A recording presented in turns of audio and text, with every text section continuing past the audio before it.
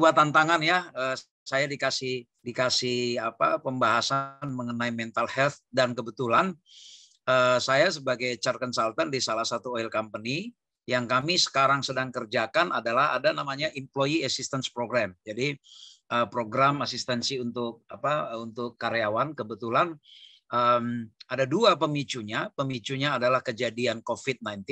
Lalu kebetulan 2023 nanti kontraknya oil company di tempat saya jadi konsultan ini berakhir dengan negara, dan ada dua kemungkinan, apakah akan diambil alih oleh pemerintah atau kembali diteruskan karena ini multinational company gitu ya. Lalu yang jadi isu adalah sebelum terjadi COVID pun kami sedang menjalankan program Employee Assistance Program itu, yaitu bagaimana kami mempersiapkan mental para karyawan seandainya nanti terjadi perubahan, bahwa ada yang akan masih dipekerjakan, ada yang tidak. Tiba-tiba dipicu lagi dengan COVID-19. Ya, jadilah semakin kami percepat program itu, dan kami baru selesai menjalankan beberapa webinar, lalu sekarang sedang menjalankan program pendampingan ke employee masing-masing, dan sedang membuat program lain untuk change management. Lalu kebetulan Tuhan juga kasih berkat, ada satu gas company ya, bukan oil. Jadi oil and gas, yang satu oil, yang satu gas. Gas company juga yang site-nya ada di Sulawesi Selatan, mau berakhir juga kontraknya 2022, dan akan terjadi joint venture dengan ini Australian company gabung dengan local company ya, yang pemiliknya kebetulan anaknya suami istri baru kena narkoba ya. Saya kira kalian tahu ya siapalah itu. Dan yang saya kerjakan juga adalah bagaimana mendampingi mereka para karyawan supaya mereka siap menghadapi apapun perubahan, karena sudah pasti minimum 50% akan dipecat, diberhentikan, dan kita nggak tahu mau ngapain mereka. Jadi itulah kerjaan saya, bagaimana mempersiapkan mentally supaya mereka siap dengan situasi-situasi yang tidak terduga ini. Ya, dan bahkan yang jadi persoalan adalah bahwa di semua level itu tidak ada jaminan bahwa dia akan aman. Ya, di level presiden director sendiri pun, ya, di level presiden director sendiri pun tidak aman, bahwa apakah presiden direkturnya dari yang sekarang atau dari perusahaan yang manajemen baru. Nah, jadi semoga nanti saya tidak terlalu melenceng kemana-mana ya sama teman-teman, sama kita semua di sini. Semoga kita bisa saya bisa menyajikan materi yang dibutuhkan ya. Semoga pemahaman saya terhadap yang disampaikan oleh saudara Siagian tidak salah ya. Baik, saya izin share screen. Host belum memperbolehkan saya, jadi mungkin saya nggak boleh presentasi ya. Jadi terima kasih. Kalau gitu terima kasih. Selamat malam. Demikianlah pembahasan saya. Sudah Bang, sorry. Sudah kesimpulan, Bang. Kesimpulan. Iya, jadi ada pertanyaan sampai di sini pembahasan saya sudah selesai. Baik, apakah sudah diizinkan? Saya mau lihat dulu ya. Sudah diizinkan. Sudah, ya. Oke, saya kira nggak diizinkan. Saya senang tadi kalau nggak diizinkan, biar pulang kita. Terkesima baik. Bang tadi ya Bang ngomong terus, jadi aku terkesima ya. Okay. Lupa bikin co-host. Oke, di mana tadi materinya saya bikin? Saking tampaknya terkesima ya. ini sindirannya tajam kalau ini ya. Ini sindirannya tajam. Pulang dari mana nanti? Boleh kita ketemu nanti di luar? Sepertinya masih ada urusan kita. Baik, ini saya lihat, wah, ada poster yang dibagi. Ini satu Gilberta Mahanani, ya, ini adik kelas saya nih kebetulan. Ya, dia ada di Makassar sekarang ya. Baik, enggak tahu kapan dia tanggalnya, tanggal 29 ya. Kalau boleh gabung, saya ikut gabung deh. Mau denger-denger adik kelas ngomong kayak apa. Baik, jadi perubahan sekarang ini ya. Jadi saya kira ini kalimat yang sangat biasa. Ya, sangat biasa bahwa perubahan itu sudah menjadi bagian yang tak terpisahkan dari manusia. Ya, jadi ini statement yang biasa lah ya, bahwa tidak ada yang tidak berubah di dunia ini kecuali perubahan itu sendiri. Lalu perubahan itu selalu menimbulkan ketidaknyamanan. Ya, Tapi saya tidak mau membahas masalah change, karena kalau membahas masalah change nanti bisa lain lagi, panjang lagi ceritanya ya. Saya tidak terlalu jauh ke arah change-nya, walaupun basicnya adalah change yang kita hadapi ya dipicu oleh terjadinya dipicu terjadinya COVID-19 ini yang tidak berakhir ini ya. Lalu sekarang ini kita sedang berada di situasi krisis yang luar biasa. Ada dua jenis krisis. Krisis pertama itu namanya routine events. Routine events itu adalah peristiwa atau krisis yang sudah bisa diprediksi, yang sudah diawali dengan ada simptom-simptomnya. Ya, kalau bahasanya orang medis dengan orang psikologi, ada simptom yang sudah mendahului, ada gejala, ada fenomena yang sudah bisa kita baca. Ya, jadi bukan mendadak, dan umumnya menghadapi routine events orang sudah bersiap-siap, ya, orang sudah bersiap-siap. Nah, yang mengerikan adalah yang disebut novel crisis. Novel crisis ini sama sekali unpredictable, ya, unpredictable. Tidak ada yang menduga, ya, tidak ada yang menduga bahwa kita akan terjadi seperti ini. Kalaupun ada teman-teman yang share wah bahwa di Amos berapa itu ya, itu ilmu cocokologi lah itu ya namanya, ya, bahwa nanti akan begini. Oh sudah diprediksi. Lalu ada yang share di Amos berapa itu, Amos 11 atau Amos 1 itu kalau nggak salah ya, ada yang sering sharing bahwa oh ini pas saya baca ayatnya nggak nyambung sebenarnya. Kita suka cocokologi sih kadang ya. Ya, cocokologi ada kejadian apa terus tiba-tiba jadi ahli nubuat semua ya. Jadi tiba-tiba kayak mendapat penglihatan semua ya. Nggak usah begitu kali ya. Ya, nggak usah begitu ya, karena heboh aja, padahal sebenarnya kalau melihat peristiwa dunia ini siklus 100 tahunan ya, dan ini sudah kejadian keempat kalau nggak salah kan. 100 tahun sebelumnya juga begitu ya, ada beberapa kali. Saya tidak perlu tampilkan itulah ya. Jadi ini Nobel crisis ini benar-benar unpredictable ya, dan sangat sulit karena apa? Belum ada referensi ya, belum ada referensi ya. Jadi pada waktu mula-mula tahun lalu awal Maret kita mulai terjadi istilahnya bukan lockdown ya, karena sebenarnya Indonesia belum pernah lockdown. Mulai dijadikan ada PSBB ya, pembatasan itu ya. Mulai kegiatan kita dibatasi, lalu ada prediksi-prediksi bahwa nanti kira-kira bulan-bulan Juni sampai September akan berakhir karena seiring dengan musim kemarau, karena virus ini tidak kuat dengan panas ya, di atas 26 dia sudah mati. Ternyata enggak ya, naik ya. Lalu akhir tahun dengan libur Natal tahun baru tiba-tiba terjadi lonjakan, 2 minggu setelahnya di awal tahun terjadi lonjakan luar biasa. Lalu udah sempat agak bagus, tiba-tiba sehabis Lebaran lonjakan lagi, ditambah lagi dengan varian Delta yang penyebarannya luar biasa. Dan saya tidak tahu ya, saya tidak akan menjelaskan ke sana karena itu bukan ilmu saya di situ ya.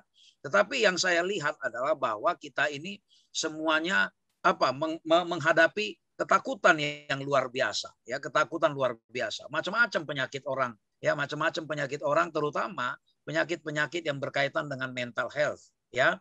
Ada untuk beberapa materi saja saya sudah berapa materi yang saya bawa yang berkaitan dengan ini ya. Ada yang namanya overthinking, ada yang over anxiety, ada yang obsessive compulsive, ada yang mengatasi depresi. Udah banyak sekali materi yang kebetulan diminta berkaitan dengan dampak dari COVID. Nah, Nobel crisis ini benar-benar membuat kita luar biasa sekali kita ya, yang kita hadapi. Lalu kondisi sekarang apalagi 2 minggu 3 minggu terakhir sangat mencekam dengan adanya varian Delta, lalu vaksin dipercepat, kematian meningkat. Kebetulan rumah saya tidak begitu jauh dengan salah satu lokasi pemakaman COVID di daerah Bekasi. Jadi hampir boleh dibilang dalam 1 jam itu tidak akan pernah lolos ya, tidak akan pernah lolos saat ambulans itu arah ke sana. Pasti lewat, mencekam sekali. Sampai tengah malam juga ambulans masih sering lewat ya, masih sering lewat. Kematian benar-benar meningkat, ditambah lalu diadakan lagi PPKM darurat. Ya, semua minta ya, ada yang bilang 3M, 5M, sebenarnya intinya 1M, manut. Ya, itu aja, menurut. Itu semua intinya kan.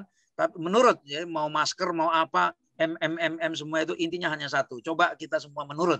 Tetapi ternyata juga tidak sesederhana itu menurut. Ada yang bilang bagi yang punya penghasilan bulanan mereka disuruh WFH, ya enak. Bagi kami yang harian yang menggantungkan penghasilan dari kalau kami jualan pagi, kami bisa makan sore. Ya, enggak bisa seperti itu. Bagi kami yang biasa jualan sore, ya buka warung sore dimulai dari jam 4 atau jam 5 sampai jam 10-11 malam, ternyata apa? Jam 4 baru mulai gelar-gelar persiapan, gelar-gelar tendanya jam 5 jam 5 baru siap-siap nunggu pelanggan jam 6. Jam 6 baru mulai datang pembeli, jam 7 sudah harus tutup. Ya, tidak semudah itu juga ternyata. Lalu standar prokes kita diminta ya semakin dibuat semakin mencekam. Nggak cukup lagi katanya 1 masker, harus 2 masker. Ya, harus 2 masker karena ini penyebarannya katanya 285 kali lebih cepat dari varian yang sebelumnya walaupun menyebabkan kematiannya tidak lebih bahaya dibanding yang sebelumnya. Kalaupun jumlah kematian besar sekarang bukan karena lebih bahayanya virus ini tapi karena karena tidak tertangani ya saking banyaknya yang tertular.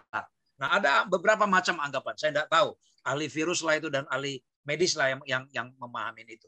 Lalu ada yang diatur WFA, ada yang diatur WFO. Orang yang WFO cemas-cemas juga, ya ketakutan juga sekarang karena harus berangkat, belum lagi harus punya STPR dan segala macam ya, penyekatan di mana-mana ya, dan bahkan yang lalu terjadi konflik antara seorang pas pampres dengan polisi. Dan seperti biasa, setiap terjadi lonjakan, selalu terjadi sifat predatorisme di antara sesama kita manusia. Apa itu predatorisme? Salah satu predatorisme ya kita saling memangsa kepada yang lain. Bagaimana caranya saling memangsa? Kita menunjukkan perilaku panic buying, ya, perilaku panic buying. Pada waktu dulu, ketika mula-mula, tiba-tiba masker, hand sanitizer, desinfektan hilang semua. Lalu sekarang ada isu, ya, ada isu bahwa yang namanya vitamin C, lalu apalagi jenis-jenis obat yang saya tidak tahu itu tiba-tiba hilang dari peredaran, ya. 1000 vitamin 1000 apa sih itu yang saya jarang minum itu. Saya ngapain minum itu kalau udah cukup makan buah, ngapain minum itu gitu kan? Nah, itu tiba-tiba UC 1000 ya. Nah, itu kalau nggak salah. Ya, terima kasih. Ya, itu tiba-tiba hilang dari peredaran, ya. Ada banyak ya kebetulan persis di seberang komplek kami ini ada sebuah swalayan. Ya, swalayan yang dikenal harga cukup murah dan nyaman berbelanja di situ. Rame terus, ya rame terus. Walaupun dibatasi orang antri-antri rame terus ya di sana. Karena apa? Terjadi panic buying ya. Yang punya uang bisa timbun. Yang punya uang bisa timbun bahan makanan. Ada yang bilang siapa tahu nanti ditutup semua, ya kita makan apa? Lalu beli beras banyak, beli mie instan ya. Oh gitu, susu beruang ya, susu beruang. Nah, susu beruang juga tiba-tiba langka. Yang dulunya harga hanya 8.000 tiba-tiba enggak tahu berapa lagi harganya itu ya. Bear Brand itu, susu beruang yang enggak jelas itu. Ya, logonya apa? Katanya susu apa? Gambarnya anak apa? Pokoknya ini minuman paling nggak jelas lah pokoknya ya, minuman paling nggak jelas ya, samalah dengan kaleng Kongguan ya, kalengnya Kongguan isinya rengginang ya, sama-sama lah, ini sebangsa setanah air kayaknya ya. Lalu tiba-tiba itu hilang semua. Apa sebenarnya pesan yang disampaikan oleh orang-orang yang suka memborong itu? Saya berharap di antara kita yang hadir di sini tidak ada yang suka memborong-borong makanan. Apa sebenarnya pesan yang kita sampaikan? Gua punya duit, gua borong ini semua. Lu yang nggak punya duit terserah lu, mau mati kayak mau apa kayak itu urusan lu. Itu sebenarnya. Ini yang harus kita sadarin. Ya. Nah, ini Tama berbakat juga ngelawak ya Bang. Memang salah kok, dulu saya salah sekolah, kalian aja salah manggil pembicara. Ya. Saya bukan psikolog, ini saya sebenarnya spikolog ya. Spikolog. Ada 2 artinya, speak sama kadangkala sepi gitu ya, spikolo, gitu. Ya, ini makin dipancing ini bakat ngelanturnya saya ini. Semakin ngelantur nanti saya, Bung Pascal. Ya, kalau dipancing-pancing. Tama ya. Ya, nanti kita panjang urusan kita kayaknya Tama ya. Jangan langsung live dulu. Nanti urusan kita sepertinya masih belum diselesaikan. Biar nanti yang lain live dulu semua, kita dulu di room Zoom ini biar kita selesaikan. Oke. Baik. Sampai di mana lah tadi pembahasan saya ini? Gara-gara Tama lah ini. Ini rusak ini. Sampai di mana? Ntar saya ingat ya. Daya memori saya ini rendah ini. Nggak tahu kok bisa jadi psikolog. Memorinya rendah, ngomongnya ngelantur. Oke, tadi sampai di susu beruang yang nggak jelas itu ya. Nah, tiba-tiba hilang. Apa pesan yang disampaikan ya? Apa pesan yang disampaikan para predator itu ya? Para predator. Saya sekaligus nyindir kalian tuh siapa yang sempat borong-borong itu. Kalian predator ya, biar tahu tuh. Nih, predator itu namanya. Memangsa orang lain ya. Coba bayangkan, kita yang punya uang, punya tabungan, itu borong, timbun semua mie instan, timbun semua beras, timbun minyak, timbun lain-lain, susu beruang, lalu apalagi obat-obatan, dan orang Indonesia kan paling gampang dihasut ya, paling gampang dihasut. Nanti kalau dibilang tanduk kambing itu obat COVID pun tiba-tiba kambing pun hilang semua nanti. Ya, pokoknya paling gampang dihasut dah. Ya, paling gampang dihasut. Ya, entah apa ya. Nanti ekor sapi itu pun dibilang obat COVID, tiba-tiba sapi hilang semua nanti. Pokoknya Indonesia ini sangat impulsif bertindak. Nah, tapi apa yang pesan yang kuat di situ? Kita itu tidak peduli dengan orang lain. Yang penting kita selamat. Ya, yang penting kita selamat. Itu salah satu ciri-ciri. Ya, salah satu itu orang yang nggak sehat mentalnya itu. Yang orang lain biarin aja mati, biar hanya gua aja yang selamat. Itu nggak sehat mentalnya itu. Ya, itu nggak sehat. Sama kalau kayak di kantor ya, kalau kayak di kantor, yang penting dia selamat sendiri. Ada kan bos-bos yang menggunakan gaya ilmu katak. Tahu kan ilmu katak? Kalau ilmu katak itu kan kaki dua menjulur, yang depan, yang belakang nendang ya. Dua ini cari muka sama bos, yang bawah nekan-nekan bawahan. Nah, itu kan. Itu ilmu katak gitu ya. Itu yang penting cari selamat sendiri ya. Cari muka sama atasan, di bawah ditekan-tekan itu tersiksa ya. Yang bawah yang kerja dia yang punya nama. Nah, itu ilmu katak. Jadi bos-bos yang begitu, siapa tahu ada di antara kita yang suka begitu ya. Beda tipis lah kita sama satu perguruan sama katak ya. Kadang-kala manusia, kadang-kala amfibi gitu kan. Ya, itu ya. Jadi kira-kira seperti itulah. Nggak tahu mau kemana ini ceritanya. Ya, nah sekarang apa yang dialami oleh orang-orang? Sekarang banyak yang takut. Ya, banyak yang takut. Ya, cemas. Apalagi kayak saya. Ya, kayak saya. Aslinya kan saya ini kan orang yang istilahnya tidak punya status. Kenapa orang tidak punya status? Saya tidak terikat ke perusahaan manapun. Atasan saya langsung hanya Tuhan. Ya kan? Tapi puji Tuhan, Tuhan baik sekali. Puji Tuhan, Tuhan baik sekali. Nanti kalau saya cerita jadi kesaksian panjang sekali. Ya, saya menghindari kesaksian. Kadang-kala kesaksian ini antara menguatkan sama menyombongkan kadang suka beda tipis. Jadi makanya saya agak cenderung menghindari kesaksian-kesaksian. Ya, takut, cemas, banyak yang jobless. Banyak yang jobless sekarang. Tiba-tiba hilang. Tiba-tiba hilang pekerjaan. Banyak yang jobless. Lalu, sorry ini gangguan ini dari kecil. Bentar ya. Berhenti dulu papi katanya. Aduh, ini repot ini. Ini karena diidolakan anak saya ini. Ya, Tama lu jangan cari masalah sama gue. Gue idolanya anak gue nih. Ya, baik. Jobless ya. Banyak orang yang jobless sekarang. Yang tadinya posisinya bagus, tiba-tiba hilang. Banyak yang miskin mendadak. Saya kebetulan dekat dengan beberapa pendeta karena sering bareng main badminton. Lalu ada salah satu pendeta, kebetulan dia menggembalakan di gereja yang sangat besar di Jakarta ya, sangat besar. Persepuluhannya, waduh. Persepuluhan dia istilahnya, persepuluhan mereka itu mungkin bisa membayar gaji pendeta-pendeta di Pontianak lah istilahnya ya, di Kalimantan Barat. Sangat besar. Ada satu orang yang sangat kaya di gereja itu. Tiba-tiba tahu enggak, untuk makan saja mereka harus minta. Dijual semua perusahaannya, hotelnya, ya dijual murah semua, mobil mewah semua dijual. Ya dijual. Datang ke pendeta nangis, minta didoakan. Dia tiba-tiba bisnisnya kacau, pengusaha ya bisnisnya kacau. Ya bisnisnya kacau, habis-habisan. Masih banyak lagi pengalaman-pengalaman yang saya dapat bagaimana orang yang akhirnya memang kondisi sekarang ini membuat sulit sekali menjadi sehat mentalnya. Miskin mendadak. Banyak yang miskin mendadak. Tapi nggak jarang juga. Banyak yang kaya mendadak juga. Ada perusahaan yang tiba-tiba ngedrop, tapi ada juga perusahaan yang akhirnya naik daun. Ya, ada yang akhirnya naik daun. Beda ya, naik daun. Ada ibu-ibu naik motor duduk di atas daun, itu namanya naik daun juga. Beda lagi tuh. Ya, ini ada perusahaan, ada salah satu klien saya kebetulan direktur operasionalnya itu orang kita Advent juga. Ya, orang kita Advent juga. Saya beberapa kali selalu diminta. Ya, jadi perusahaan ini produknya dia adalah tempat tidur yang di rumah sakit itu loh. Ya, tempat tidur yang di rumah sakit yang bagus itu, ya tempat tidur untuk pasien yang bagus yang di rumah sakit itu. Nah, sejak Covid order ke mereka malah luar biasa. Ya, malah luar biasa. Jadi wah luar biasa profitnya mereka dari situ. Nah, ada saja ya, selalu ada hikmah di balik setiap di balik setiap persoalan. Lalu perubahan kan selalu menimbulkan perubahan mendadak selalu menimbulkan ketidaknyamanan. Saya tidak mau lama-lama di situ. Nah, setiap ada yang dikenal sebuah siklus ya yang namanya Kubler-Ross model. Ini terjadi setiap kita menghadapi sebuah perubahan, ya, reaksi pertama itu kita pasti shock dulu di awal, kaget. Karena apa? Kejadian ini benar-benar tidak diduga. Ya. Lalu setelah kaget setelah kaget tiba-tiba mencoba denial, menyangkal, ya, menyangkal. Ya, mencoba denial, menyangkal, enggak. Kayak tahu ya denial ya, merespon seolah-olah kenyataan ini atau kejadian ini enggak ada. Ya, kejadian ini enggak ada. Tapi akhirnya apa? Ketika mencoba denial, ya, dan do nothing, tidak melakukan apapun, tapi lama-kelamaan apa?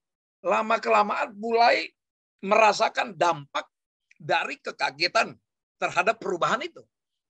Mulailah frustrasi. Apa yang dirasakan? Menyadari karena apa? Ada yang berbeda.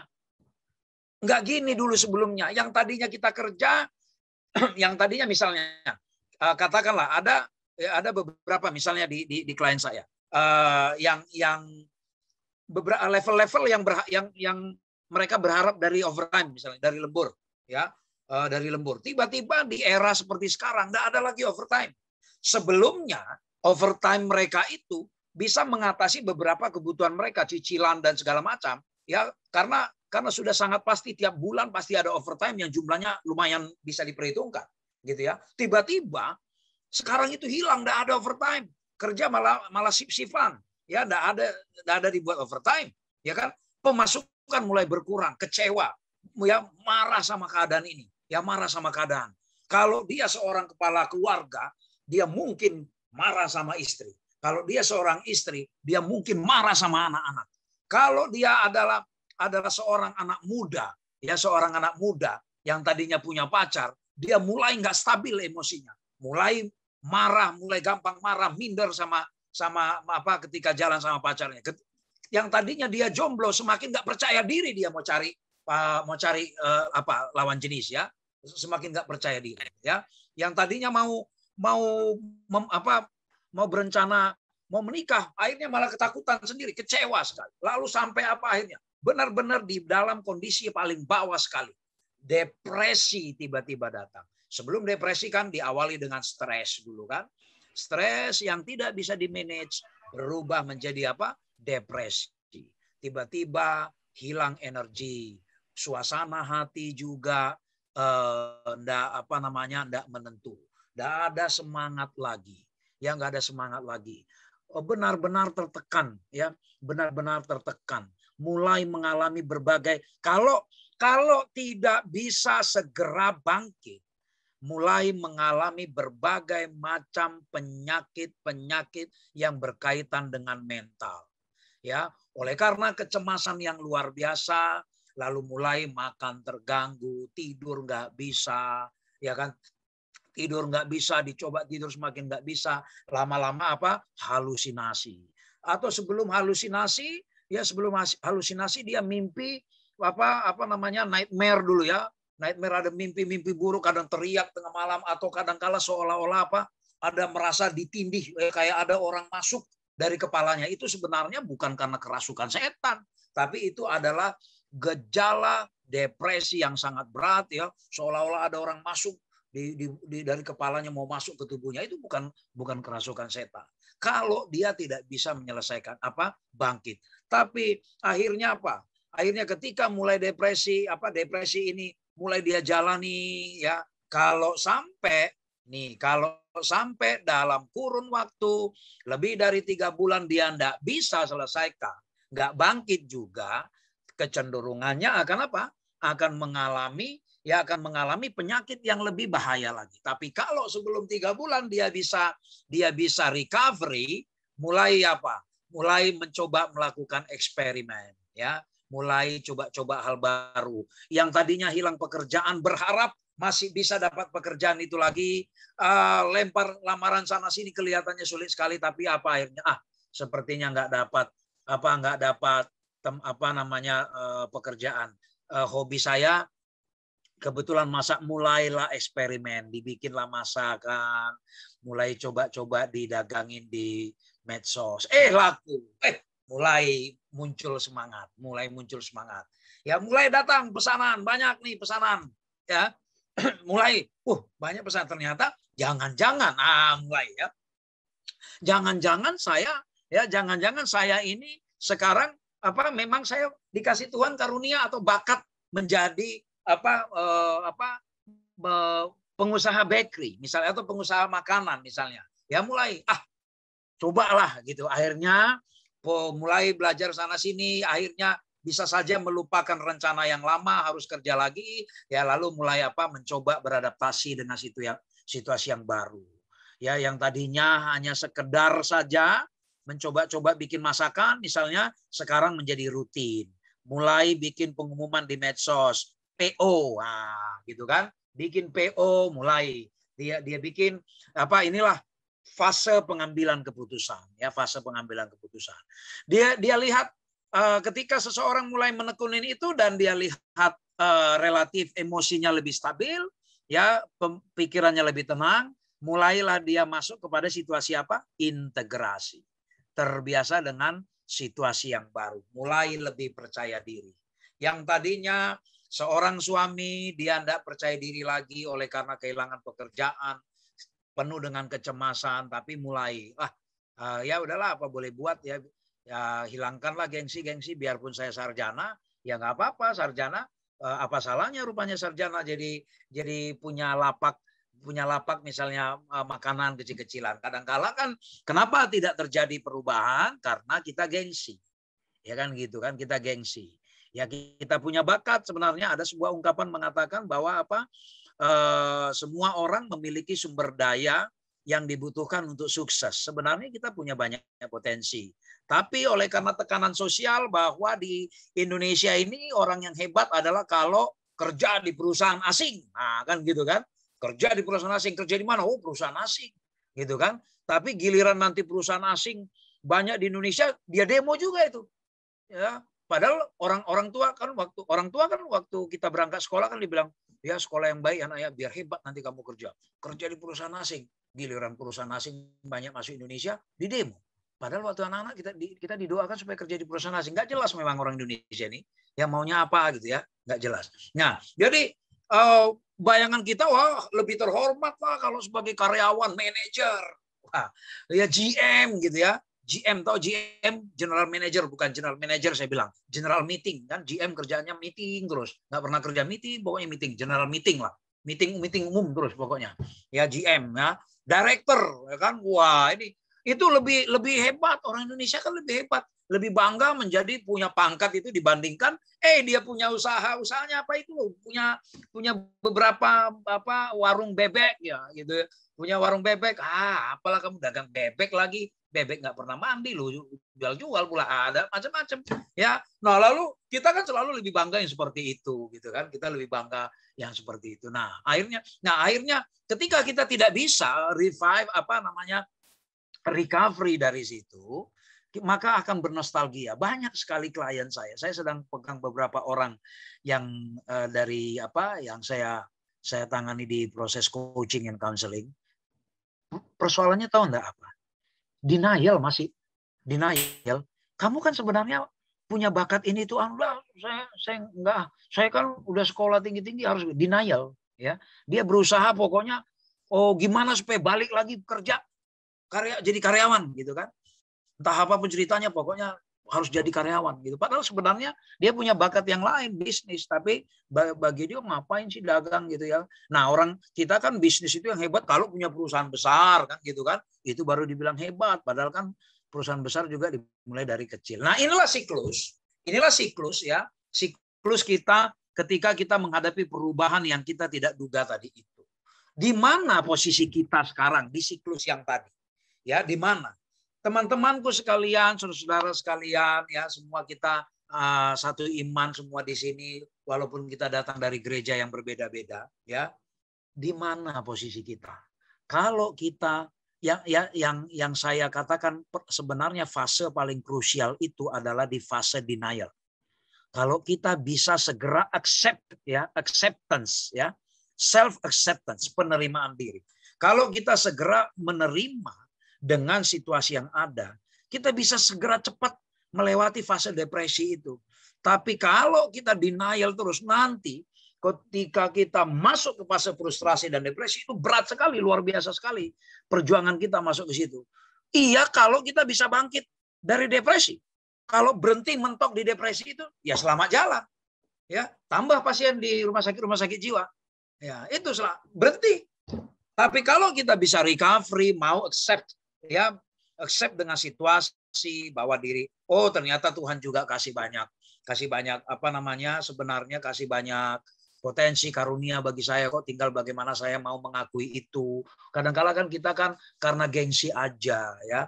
Masa sekolah tinggi-tinggi kamu jadi marketing? Nah, kalau toh kamu jadi marketing, ngapain kamu jadi sarjana? Repot ini, ya. Kalau soal begitu, orang kaya dunia juga kagak ada yang sekolah itu. Ngapain kita sekolah kalau gitu, ya kan? Masa jadi begitu jalan pikirnya, ya kan? Nah, di mana posisi kita itu penting.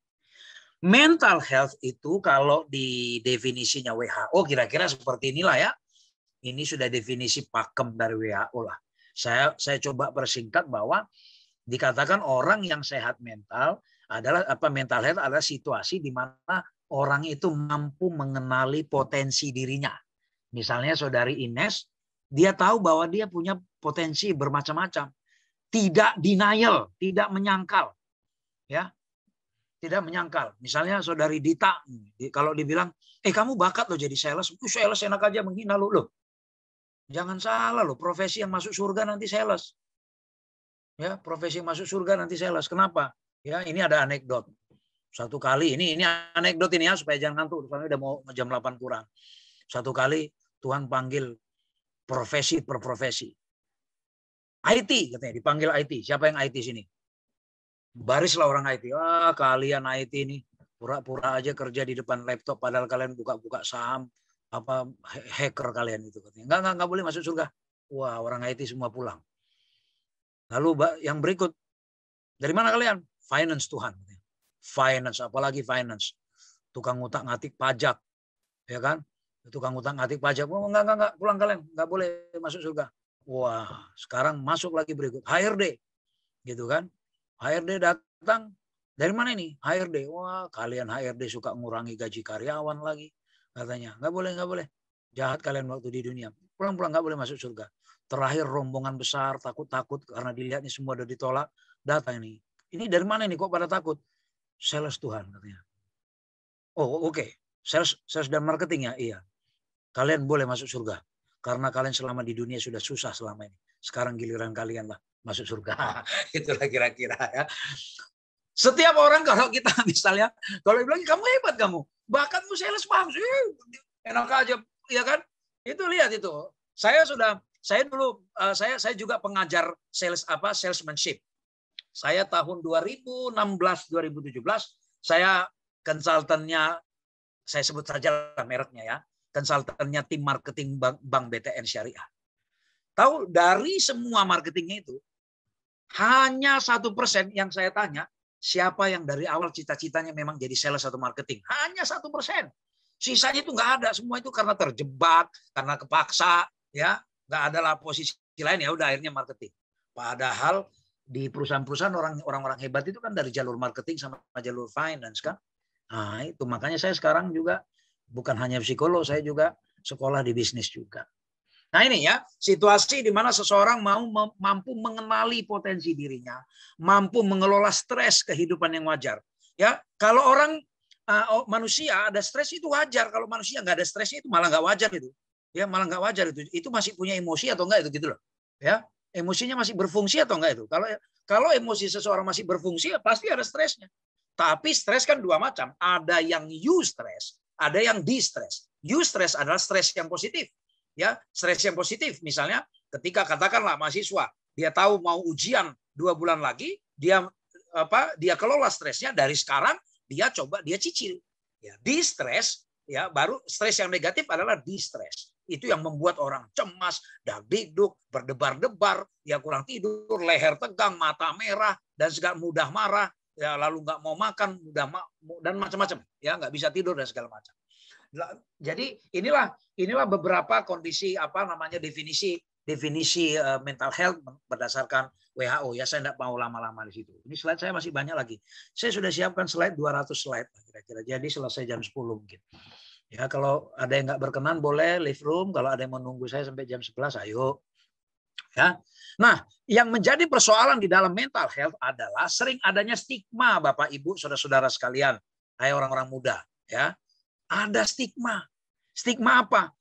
Kalau orang yang punya persoalan psikologis dianggap orang aneh. Makanya kami ini misalnya, kalau kita ini jarang sekali orang datang atas kesadaran sendiri ke psikolog. Ya, jarang sekali. Nih Tama bilang mau lift tapi nggak tega. Tama lift aja deh sekarang biar gue lebih semangat lagi. Ya, jadi oke, jadi gue malah nggak keluarin semua ilmu ini selama ada Tama di sini. Oke, ya. Ini orang yang punya problem misalnya, katakan misalnya dia ada cemas gitu. Lalu kalau datang ke psikolog, ngapain lu datang ke psikolog? Emangnya lu gila? Itu kan. Langsung seperti itu. Emangnya lu gila? Ya. Itu ini yang jadi masalah. Ada stigma. Bahkan orang lebih merasa terhormat datang ke dukun.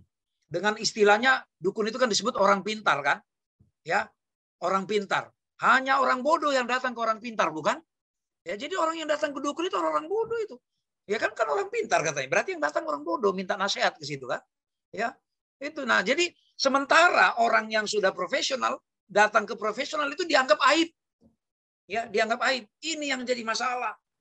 Sementara di negara maju misalnya, setiap perubahan apapun yang dialami seseorang, dia datang ke psikolog dulu. Contoh. Pada waktu Tama bilang ini pembahasannya daging semua, ini daging busuk. Tuh, daging itu ini daging busuk, ada macam-macam ini. Ya. Tama kita harus kenalan ya Tama ya. Ini serius ini. Ya, jadi kalau misalnya di negara maju misalnya datang ke psikolog atau ke psikiater, nanti saya jelaskan bedanya psikolog dengan psikiater. Datang ke psikolog atau ke psikiater itu menjadi sebuah kebutuhan. Contoh, seseorang katakanlah saudara siapa ini? Saudari Terry Siska, ya, saudari Terry Siska yang seperti bunga matahari saya lihat, saya nggak tahu seperti apa orangnya. Saudari Terry Siska misalnya, ketika dia mau promosi, sebelum promosi dia datang dulu ke psikolog. Dia bilang dia akan bilang, Pak, saya nanti per bulan sekian promosi. Apa menurut Bapak apa saran yang saya harus improve? Oke, lalu psikolognya akan lakukan beberapa tes. Ya, tapi jangan lagi nanti terus tiba-tiba ada aliran garis keras. Ngapain datang ke psikolog? Nggak percaya Tuhan katanya lagi. Ya repot lagi kita ini. Sama itu kayak ada juga orang ngapain ke dokter? Kalau kita pergi ke dokter itu nggak percaya Tuhan, cukup berdoa sama Tuhan. Ya repot deh, mati dulu baru datang ke dokter.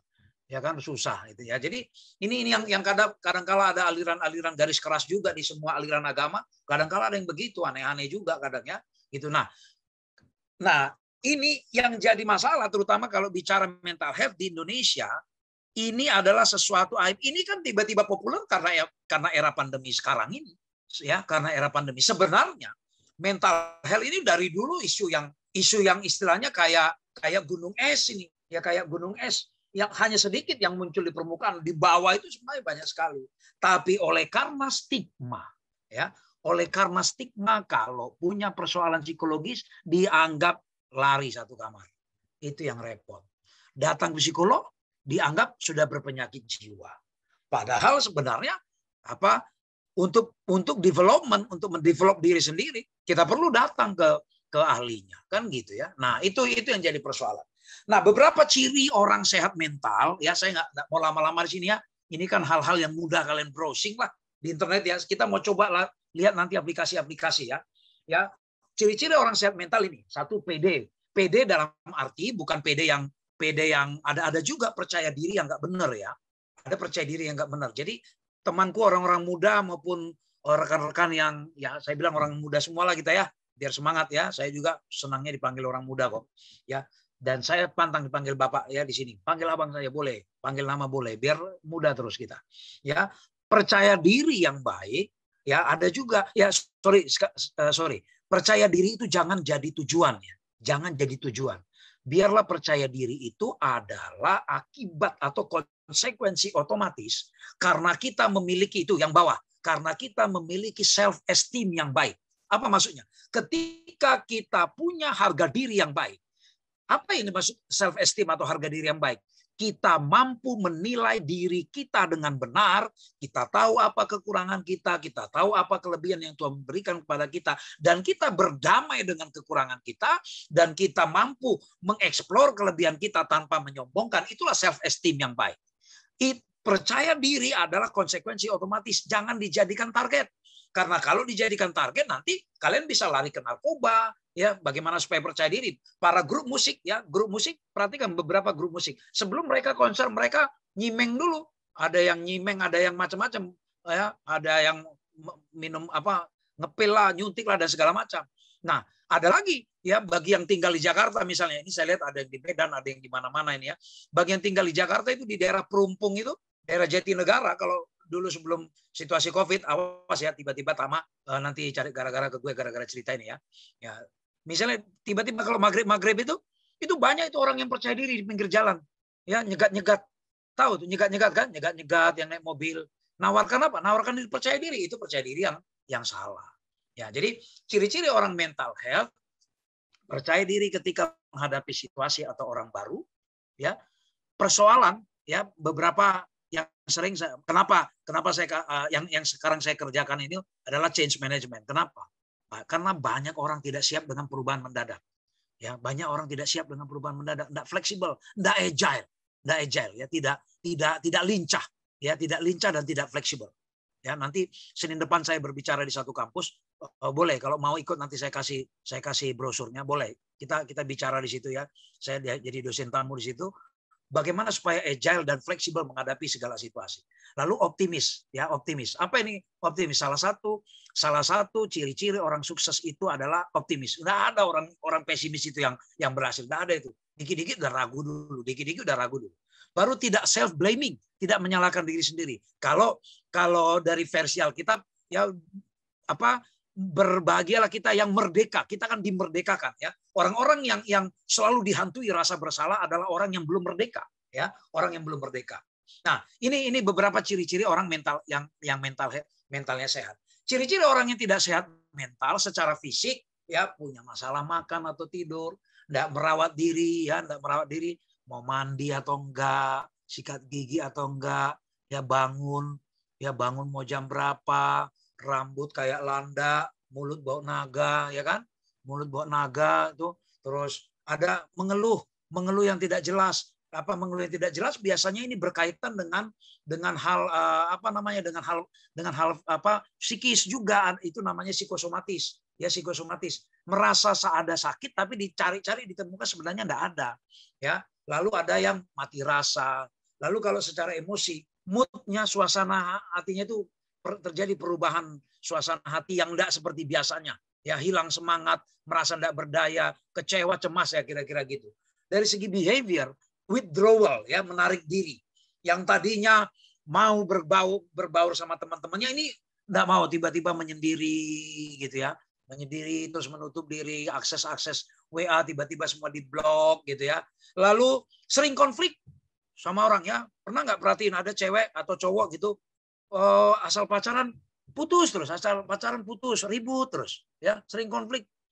Ya, ini salah satu juga problem ya. Salah satu juga problem waktu menikah juga gitu, ribut terus sama pasangan suami istri ya. Sering konflik ya. Nggak tahu Bang, nggak pernah pacaran. Kasihan deh lu sama ya. Baru tidak mampu menyelesaikan apa? Tugas sehari-hari dan bahkan terpikir untuk melukai orang lain ya. Terpikir untuk melukai orang lain. Secara kognitif, tahu kognitif ya. Kognitif dia bukan kognitif, sorry, kelebihan I. Ya, secara kognitif orangnya apa? Bingung, linglung, Mau misalnya dia pergi ke depan rumah tadi lalu bingung. saya ngapain tadi ya gitu ya. Lalu ke kamar, lagi bingung ke kamar mau ngapain, apa-apa lupa. Dan bahkan yang bahaya lagi adalah apa? Kalau sudah obsesif kompulsif. Ya, obsesif kompulsif apa itu? Cenderung mengulang-ulang perilaku tertentu yang dia nggak sadarin, ya, yang dia nggak sadarin. Lalu merasa mendengar suara-suara, ini halusinasi, ya, merasa mendengar suara-suara. Ada seseorang kayak ngomong ke dia, ada yang mengancam, ya kata dia ada yang mengancam saya, atau ada kalau dia ke rumah sakit ini dokter-dokter ini mau membunuh saya nih semua, perawat-perawat ini juga benci sama saya, macam-macam, ya itu ya ini udah bahaya nih kalau sudah sampai di level itu. Kalau sudah sampai datang halusinasi ini udah bahaya, udah repot ya, sudah repot. Lalu kita teruskan sebuah apa namanya, sebuah apa dari seorang psikolog ya.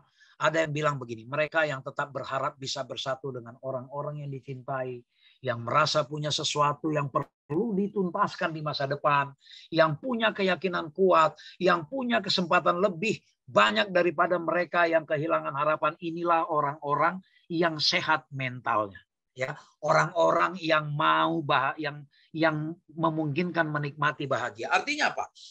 Kenapa si Friedrich Nietzsche mengatakan seperti itu? Dia juga adalah salah satu tawanan Nazi Jerman, ya, sehingga dia terpisah.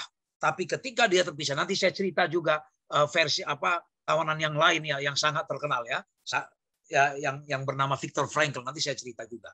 Nah, bagaimana mereka dipisahkan? Tapi dikatakan begini, selama seseorang itu ada sesuatu yang merasa perlu saya tuntaskan di dalam hidup saya, maka ada energi bagi orang itu, ada hope, ada expectation, ya, ada hope ya, bukan expectation.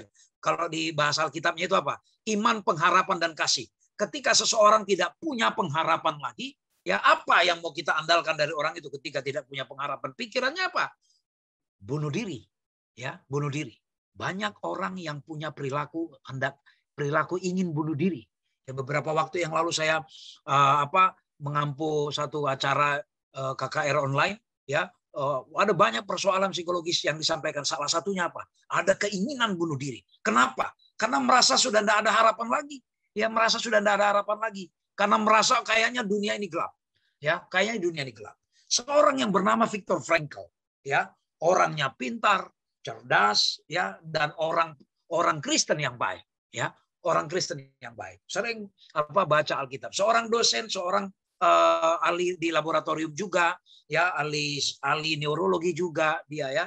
Nah, dia menikah tahun 41 dengan Tilly Grosser dan dia hanya sempat, kalau tidak salah, dia hanya sempat hidup bersama dengan istrinya itu kurang dari 2 bulan. Tiba-tiba masing-masing mereka ditahan oleh camp Nazi, ya. Nazi zamannya Hitler dulu kan. Zamannya Hitler dulu ya, karena dia ada turunan Yahudi, ya, dia ini ada turunan Yahudi, itu makanya dia diincar sama tentara-tentaranya Hitler, ya, lalu dia orang tuanya semua mereka tercerai-berai, ditawan ditawan di camp Nazi, ya. Jadi tahun 45 dia dibebaskan, ya, lalu ketika dia keluar, istri dan orang tuanya, dia sudah tahu istri dan orang tuanya sudah dibunuh.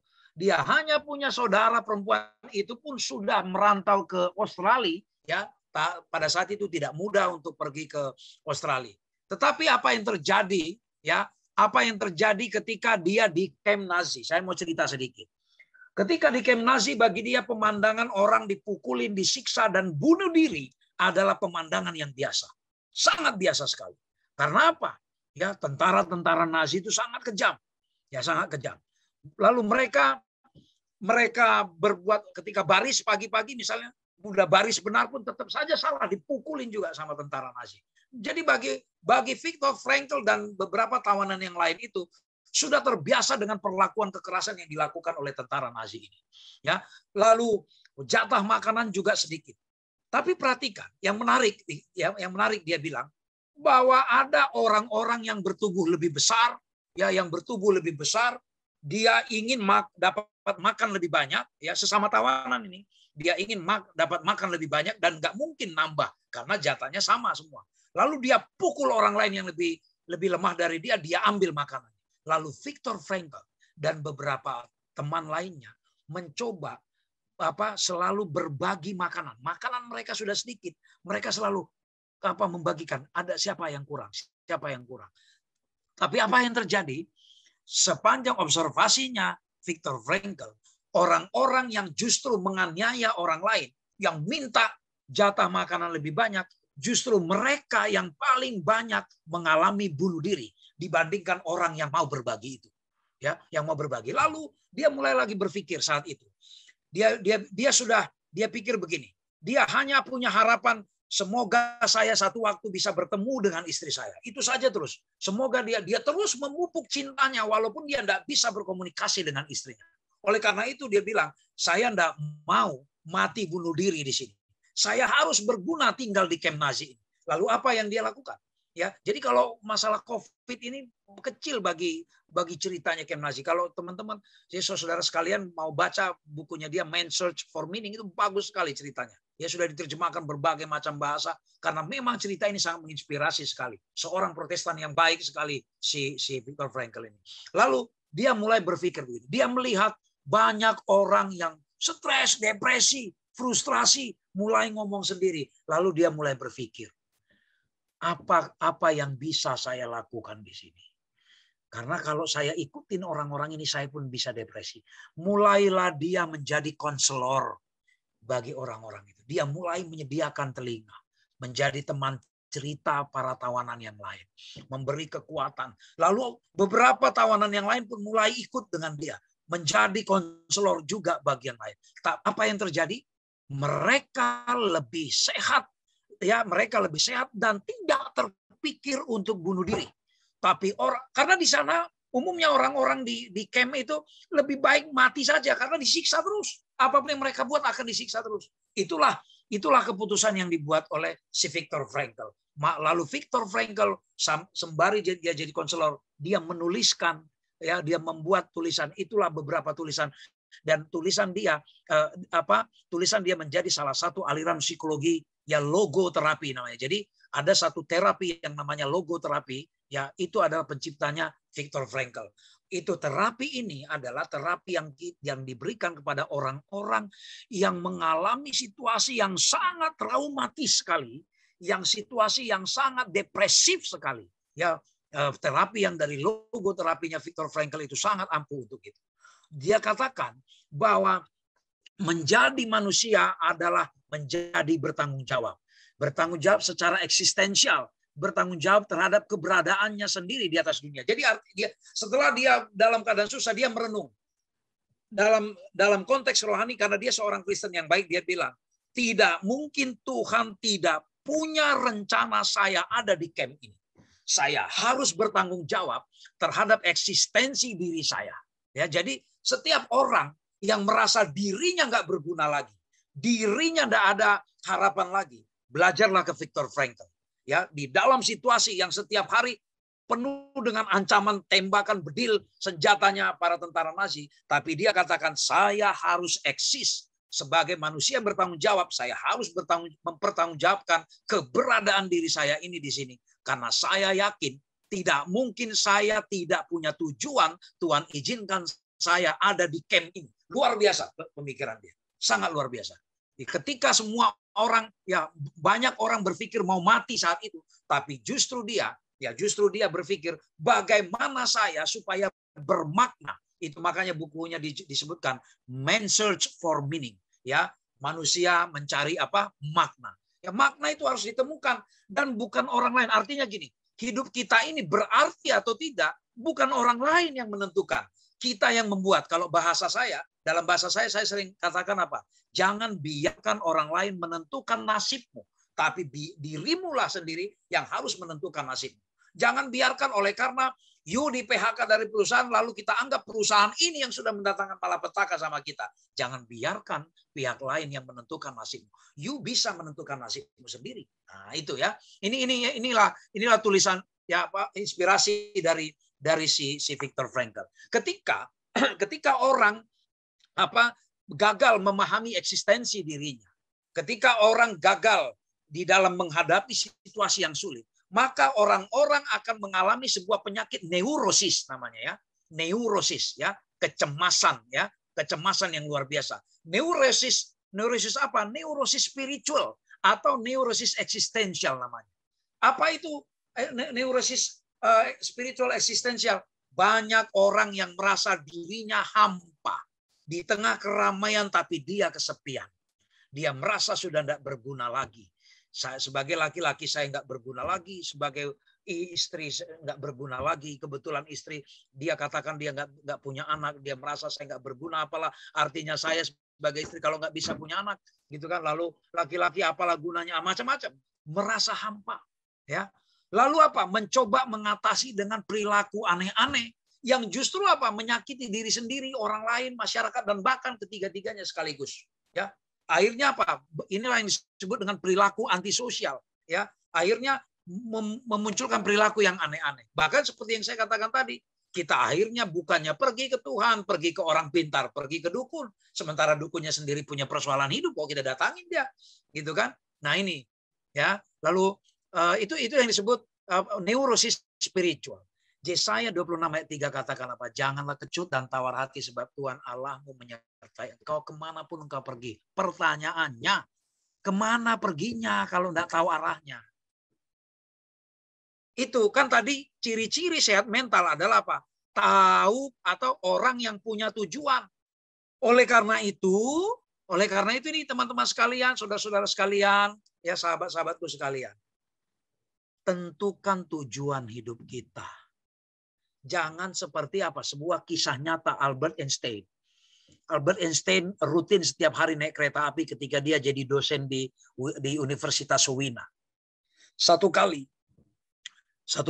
ketika dia naik kereta, dia panik. Di kereta itu dia bongkar tasnya, buka kancing celana, kantong baju, kantong celana dia buka, dia nyari sesuatu. Datang petugas tiket melihat, karena sudah langganan petugas tiket kenal sama Tuan Einstein ini.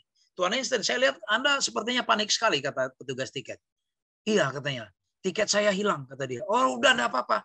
Kita percayalah selama ini Tuan Einstein akan pasti beli tiket. Tidak mungkin naik kereta tanpa naik tiket. Tanpa beli tiket. Bukan itu masalahnya.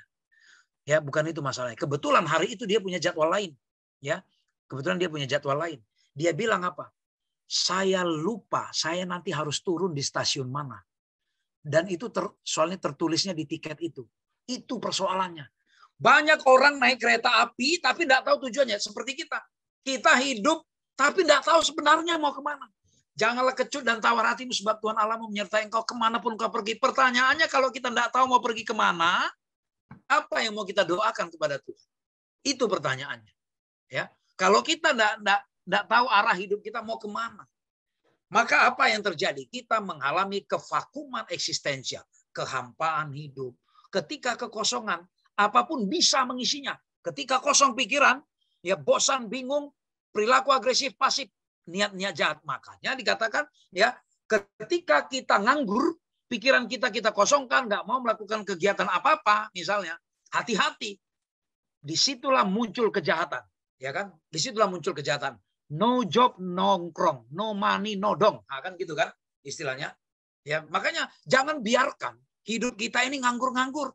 Oh Pak, gimana nggak ada pekerjaan? Bukan nggak ada pekerjaan, banyak yang bisa kita kerjakan. Persoalannya adalah ketika sebelumnya saya supervisor, saya harus supervisor lagi sekarang. Itu persoalannya. Ya, bosan, lalu mulai mencari pelampiasan, terobsesi dan segala macam. Ya, saya percepat di situ. Ya, nah, apa yang kita harus merubah perilaku kita ketika kita krisis? Ada sebuah filosofi yang sangat saya senangi dari sahabat-sahabat kita orang Cina. Orang Cina itu kalau dalam bahasa mereka, krisis itu adalah menuliskannya seperti yang saya tampilkan ini. Saya tidak tahu cara nulisnya ini, tapi ini adalah dua kata yang terdiri dari Weiqi namanya, Weiqi. Apa itu Weiqi? Wei Xian dan Qi Hui. Wei Xian itu adalah danger bagi sahabat-sahabat kita orang Cina. Ketika kita punya masalah, ini adalah bahaya kalau kita lengah. Tapi di balik setiap persoalan selalu ada peluang. No wonder ketika tahun 98 orang Indonesia mengalami krisis moneter dan bahkan krisis ekonomi, ya, kita punya musuh bersama, yaitu sahabat-sahabat kita orang Cina dijadikan musuh bersama, dibakarin ruko-ruko mereka, perusahaan-perusahaan mereka, sampai mereka pergi ke semua ke luar negeri. Bahkan ceritanya perempuan-perempuannya ada yang diperkosa. Bahkan ceritanya ya. Tapi apa yang terjadi? Semakin mereka dijepit, lihat justru pengusaha-pengusaha etnis Cina semakin lebih banyak lagi tumbuh setelah krisis moneter, krisis 98 itu. Dan luar biasanya orang-orang yang tadinya membakar-bakar itu, menjilat memaki-maki itu, kehilangan pekerjaan, kirim surat lamaran juga ke siapa? Perusahaan-perusahaan yang pimpinannya orang Cina. Luar biasa bukan? Nah, ini saya kira ya ini adalah sikap mental yang perlu kita lakukan ketika menghadapi krisis. Ya, sikap mental. Ngomong-ngomong, sorry, saya sampai jam berapa ini? Nanti bisa kehilangan kontrol ini. Sampai jam berapa saya? Sampai selesainya aja, Bang. Oh, sampai selesai. Sampai jam 12. Luar biasa. Saya besok pagi ngajar, coy. Istirahat juga ini. Ya. Nah, kevakuman eksistensial ya. Kevakuman eksistensial tadi akhirnya menghasilkan apa? Lingkaran neurosis ya. Neurosis itu neurosa, neuron itu saraf ya, saraf. Lingkaran neurosis yang menyiksa. Apa itu? Satu, kita akan mengalami kecemasan antisipatori. Tahu kecemasan antisipatori? Kita overthinking. Berlebihan. Banyak orang berlebihan. Lihat orang-orang yang saya enggak mau inilah. Tapi teman-teman yang over protektif, berlebihan menyikapi COVID, malah itu yang banyak kena. Ya. Ada ungkapan dalam psikologi mengatakan begini.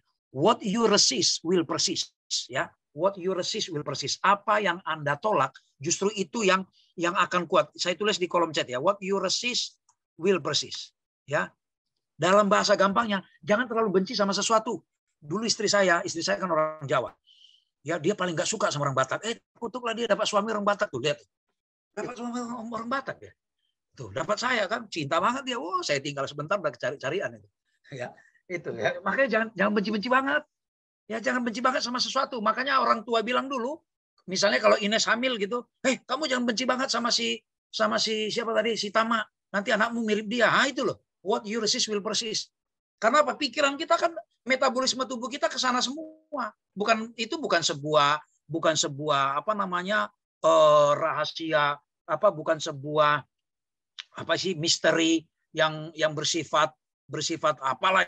Itu sangat ilmiah kok ya.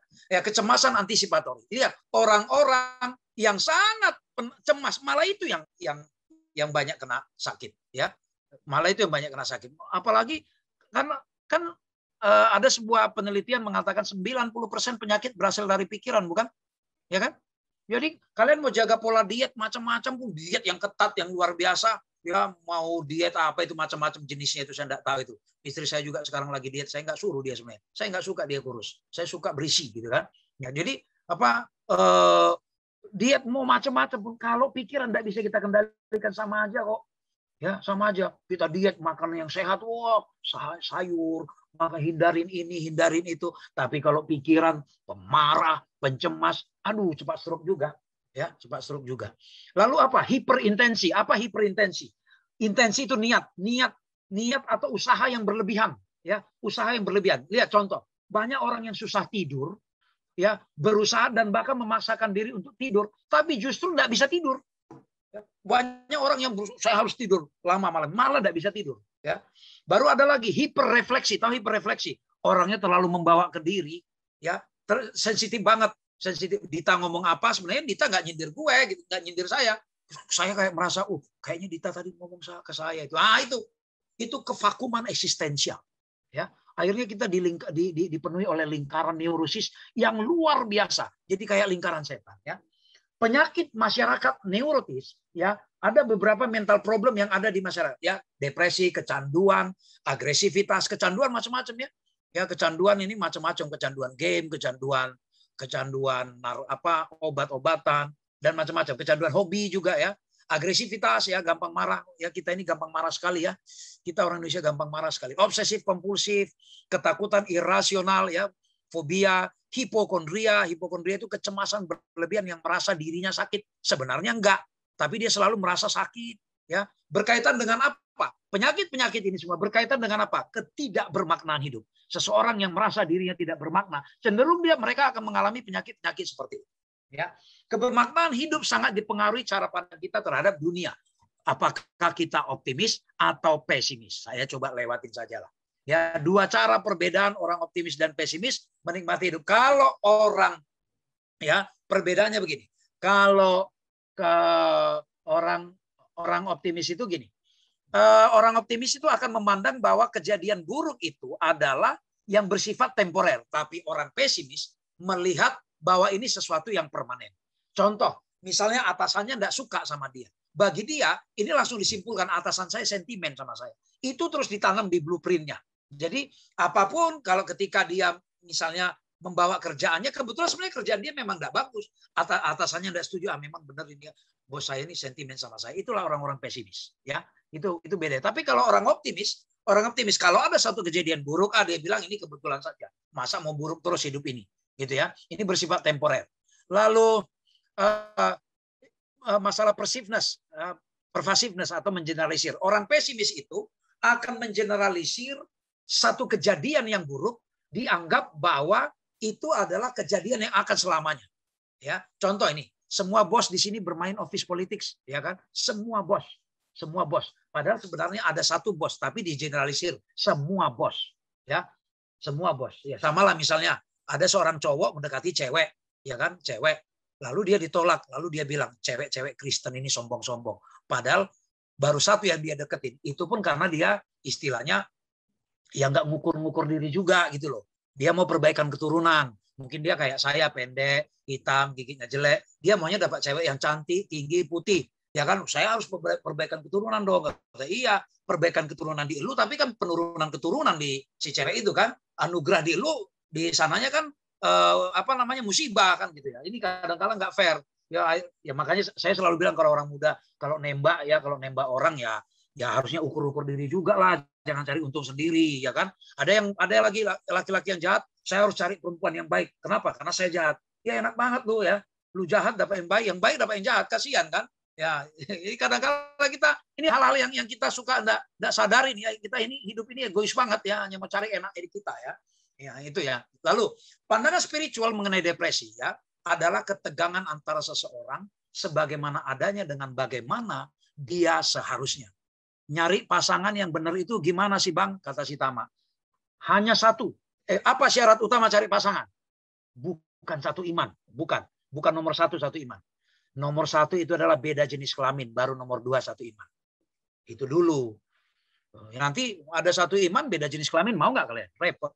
Satu iman tapi satu iman dan satu jenis kelamin kan repot. Ya jadi harus nomor satu beda jenis kelamin dulu, baru satu iman. Oke. Ini si Tama ini ngaco aja nih. Kita lewat ya. Nah, ini yang saya mau tekankan. Bagaimana? Ini ya. Berarti nanti ada yang berulang. Viktor Frankl akhirnya menyimpulkan begini. Apa sih yang kita buat ketika kita dalam keadaan sulit seperti sekarang? Bagaimana sih supaya kita bisa mendapatkan makna hidup? Gitu ya. Dia punya 3 value, 3 nilai yang dia rekomendasikan. Dan ini sangat Alkitabiah. Ya, sangat Alkitabiah. Tapi karena saya pendeta, saya tidak mau bicara dari situ. Saya bukan pendeta, saya tidak mau bicara dari situ ya. Tapi saya sangat yakin ini sangat Alkitabiah. 1. Apa dikatakan? Ketika kita berada dalam satu situasi yang tidak menyenangkan, mencemaskan, membingungkan, dan membuat kita seperti tidak tahu arahnya mau kemana, berdasarkan pengalamannya Viktor Frankl itu, dan berdasarkan kehubungan spiritual dia dengan Tuhan, dia merekomendasikan 3 hal. Pertama, experiential values. Apa itu experiential values? Bahwa dikatakan dibutuhkan keberanian untuk menemukan bahwa di balik setiap pengalaman ini pasti ada sesuatu yang akan kita dapatkan. Jadi istilahnya tidak ada penderitaan yang melebihi dari kekuatan kita, karena di dalam setiap pencobaan yang kita hadapin itu ada ya, di setiap ujian dan pencobaan yang kita hadapin itu ada rencana Tuhan. Ya, ada rencana Tuhan.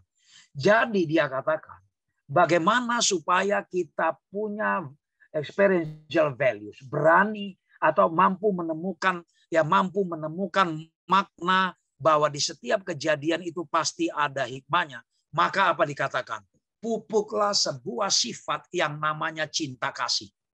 Ketika kita memupuk cinta kasih dan melakukan itu ke orang lain. Contoh kayak si Viktor Frankl. Dia dalam keadaan sulit, sebenarnya dia melapar, tapi nasinya justru, makanannya dia kasih ke orang lain. Apa bedanya dengan janda di Sarfat?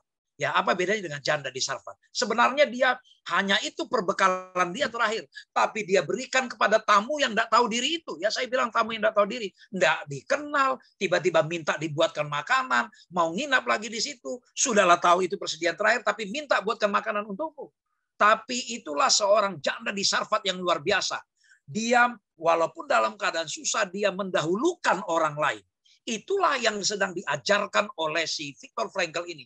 Ketika kita memanifestasikan cinta kasih kita, kalau kita memberi karena kelebihan, itu bukan kita sulit menemukan makna itu. Tapi ketika kita memberikan dalam kekurangan kita, dalam kesulitan kita sekarang ini, ya itu kita akan menemukan bagaimana makna hidup. Yang kedua, creative values. Apa sih creative values? Gampangnya begini. Daripada kamu ngomel-ngomel, daripada mengeluh dengan keadaan ini, you mending create something, do something, lakukan sesuatu.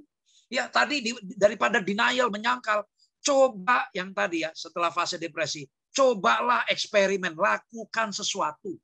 Ketika kita melakukan sesuatu, maka kita mulai merasakan ada makna hidup. Ternyata saya masih punya arti. Ternyata saya masih ada maknanya. Ya, itu makanya setiap orang itu sangat senang dihargai.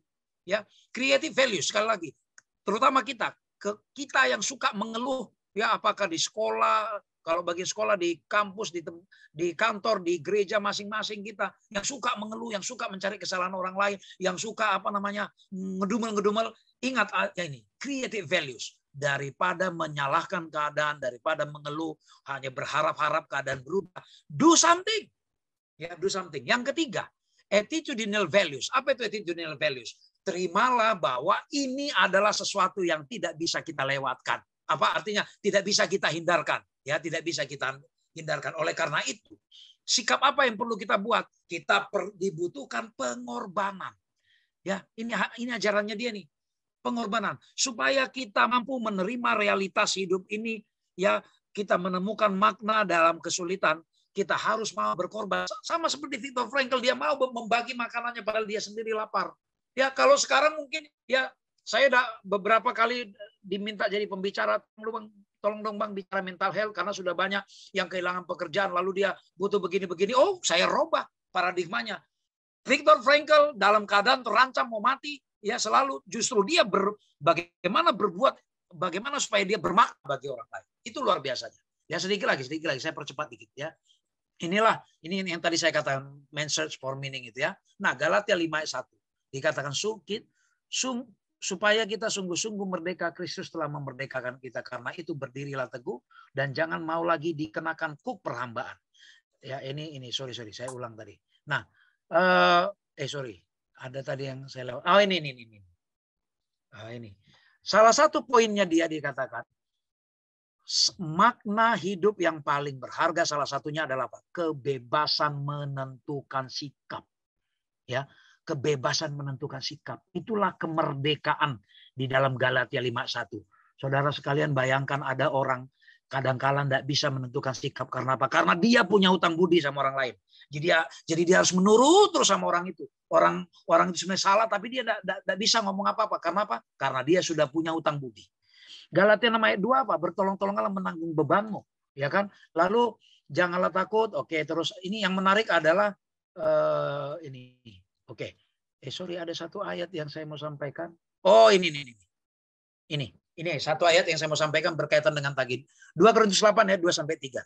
Selagi dicobai dengan berat dalam berbagai penderitaan, sukacita mereka meluap dan meskipun mereka sangat miskin, namun mereka kaya dalam kemurahan. Aku bersaksi bahwa mereka telah memberikan menurut kemampuan mereka, bahkan melampaui kemampuan mereka. Jadi teman-teman sekalian, sahabat-sahabatku sekalian, saya tahu kita sekarang sedang mengalami kesulitan hidup oleh karena COVID ini. Persoalan kita sekarang adalah bagaimana supaya bukan bagaimana supaya kita bisa makan, bisa hidup, bukan. Persoalan kita sekarang adalah bagaimana kita seperti jemaat di Korintus. Apa sih yang dicontohkan jemaat di Korintus? Mereka berat, mereka hidupnya sudah menderita, sangat miskin. Tapi apa? Mereka kaya dalam kemurahan. Dan mereka memberikan menurut kemampuan mereka. Bahkan apa? Bahkan di luar kemampuan mereka. Ini yang justru tantangan bagi kita. Kenapa? Kalau kita hanya berpikir bagaimana supaya kita selamat hidup kita, ini itu saya pikir kita masih kita masih berpikir hanya untuk diri sendiri. Tapi pelajaran sangat baik dari jemaat Korintus, sama seperti Viktor Frankl. Dia tidak memikirkan gimana supaya dia selamat, kalau bisa dia malah harusnya dapat makanan lebih, tapi dia malah berpikir bagaimana dia berbagi makanan ke orang lain. Ya, bagaimana berbagi makanan ke orang lain. Lalu dikatakan, orang yang bisa memiliki makna ya hidup adalah orang yang apa? Dikatakan have a pleasant life. Belajar menikmati hidup atau bersyukur. Hati-hati dengan hedonic treadmill. Apa itu hedonic treadmill? Ketika saudari Dita misalnya gaji 5 juta, dia hanya berani hutang berapa. Tapi begitu gaji 12 juta, hutangnya jauh lebih besar dari ketika dia 5 juta. Itu namanya hedonic treadmill. Kenapa? Karena tidak bersyukur. Banyak orang susah oleh karena apa? Oleh karena mengingini di luar kebutuhannya dan di luar kemampuannya. Yang kedua, have a good life. Ya, Aristoteles mengatakan apa? Terlibatlah dalam pekerjaan atau kegiatan. Artinya apa? Jangan biarkan diri kita lama-lama melamun, merangan-angan. Ambil aktivitas. Ketika kita banyak melamun, ketika kita memisahkan diri dari kegiatan-kegiatan gereja kita masing-masing, di situ setan mulai masuk. Mulai muncul pikiran jahat. Lalu apalagi? Have a meaningful life. Ya, life of contribution. Semangat apa? Melayani, berkontribusi bagi orang lain. Inilah beberapa rekomendasi bagaimana supaya kita punya mental yang baik. Belajar dari Abraham. Ketika dia diberi Tuhan 7 janji. Ya, mulai aku akan membuat engkau menjadi bangsa yang besar. Aduh, rasanya nggak terbukti itu kan. Dia tidak sempat menikmati. Abraham tidak sempat melihat bahwa dia punya keturunan yang besar. Kenapa? Ini janji ini kayak penghinaan bagi dia. Umur segitu dibilang akan menjadi bangsa yang besar, dia aja belum punya anak saat itu. Dari semua itu, yang sempat benar-benar dia nikmatin itu adalah bahwa Abraham, ya janji yang keempat Tuhan katakan, engkau akan menjadi berkat. Itulah berkat terbesar Abraham. Jadi pencarian makna hidup ini ya didapat ketika saya menjadi berkat. Have a meaningful life for others ya. Kalau kita tidak menjadi berkat, kita akan menjadi meaningless. Itulah kesehatan mental terbaik ketika kita menjadi berkat. Bukan bagaimana supaya saya dapat kerja. Bukan bagaimana saya supaya punya penghasilan. Bukan. Tapi ketika kita menjadi berkat. Kalau kita selalu berdoa kepada Tuhan. Ya Tuhan jadikan saya berkat bagi orang lain. Otomatis Tuhan pasti kasih berkat sesuai dengan kebutuhan kita. Tapi kalau kita berpikirnya, aduh, saya sudah kehilangan pekerjaan, sudah begini, bagaimana ini. Itu adalah perjuangan paling dasar.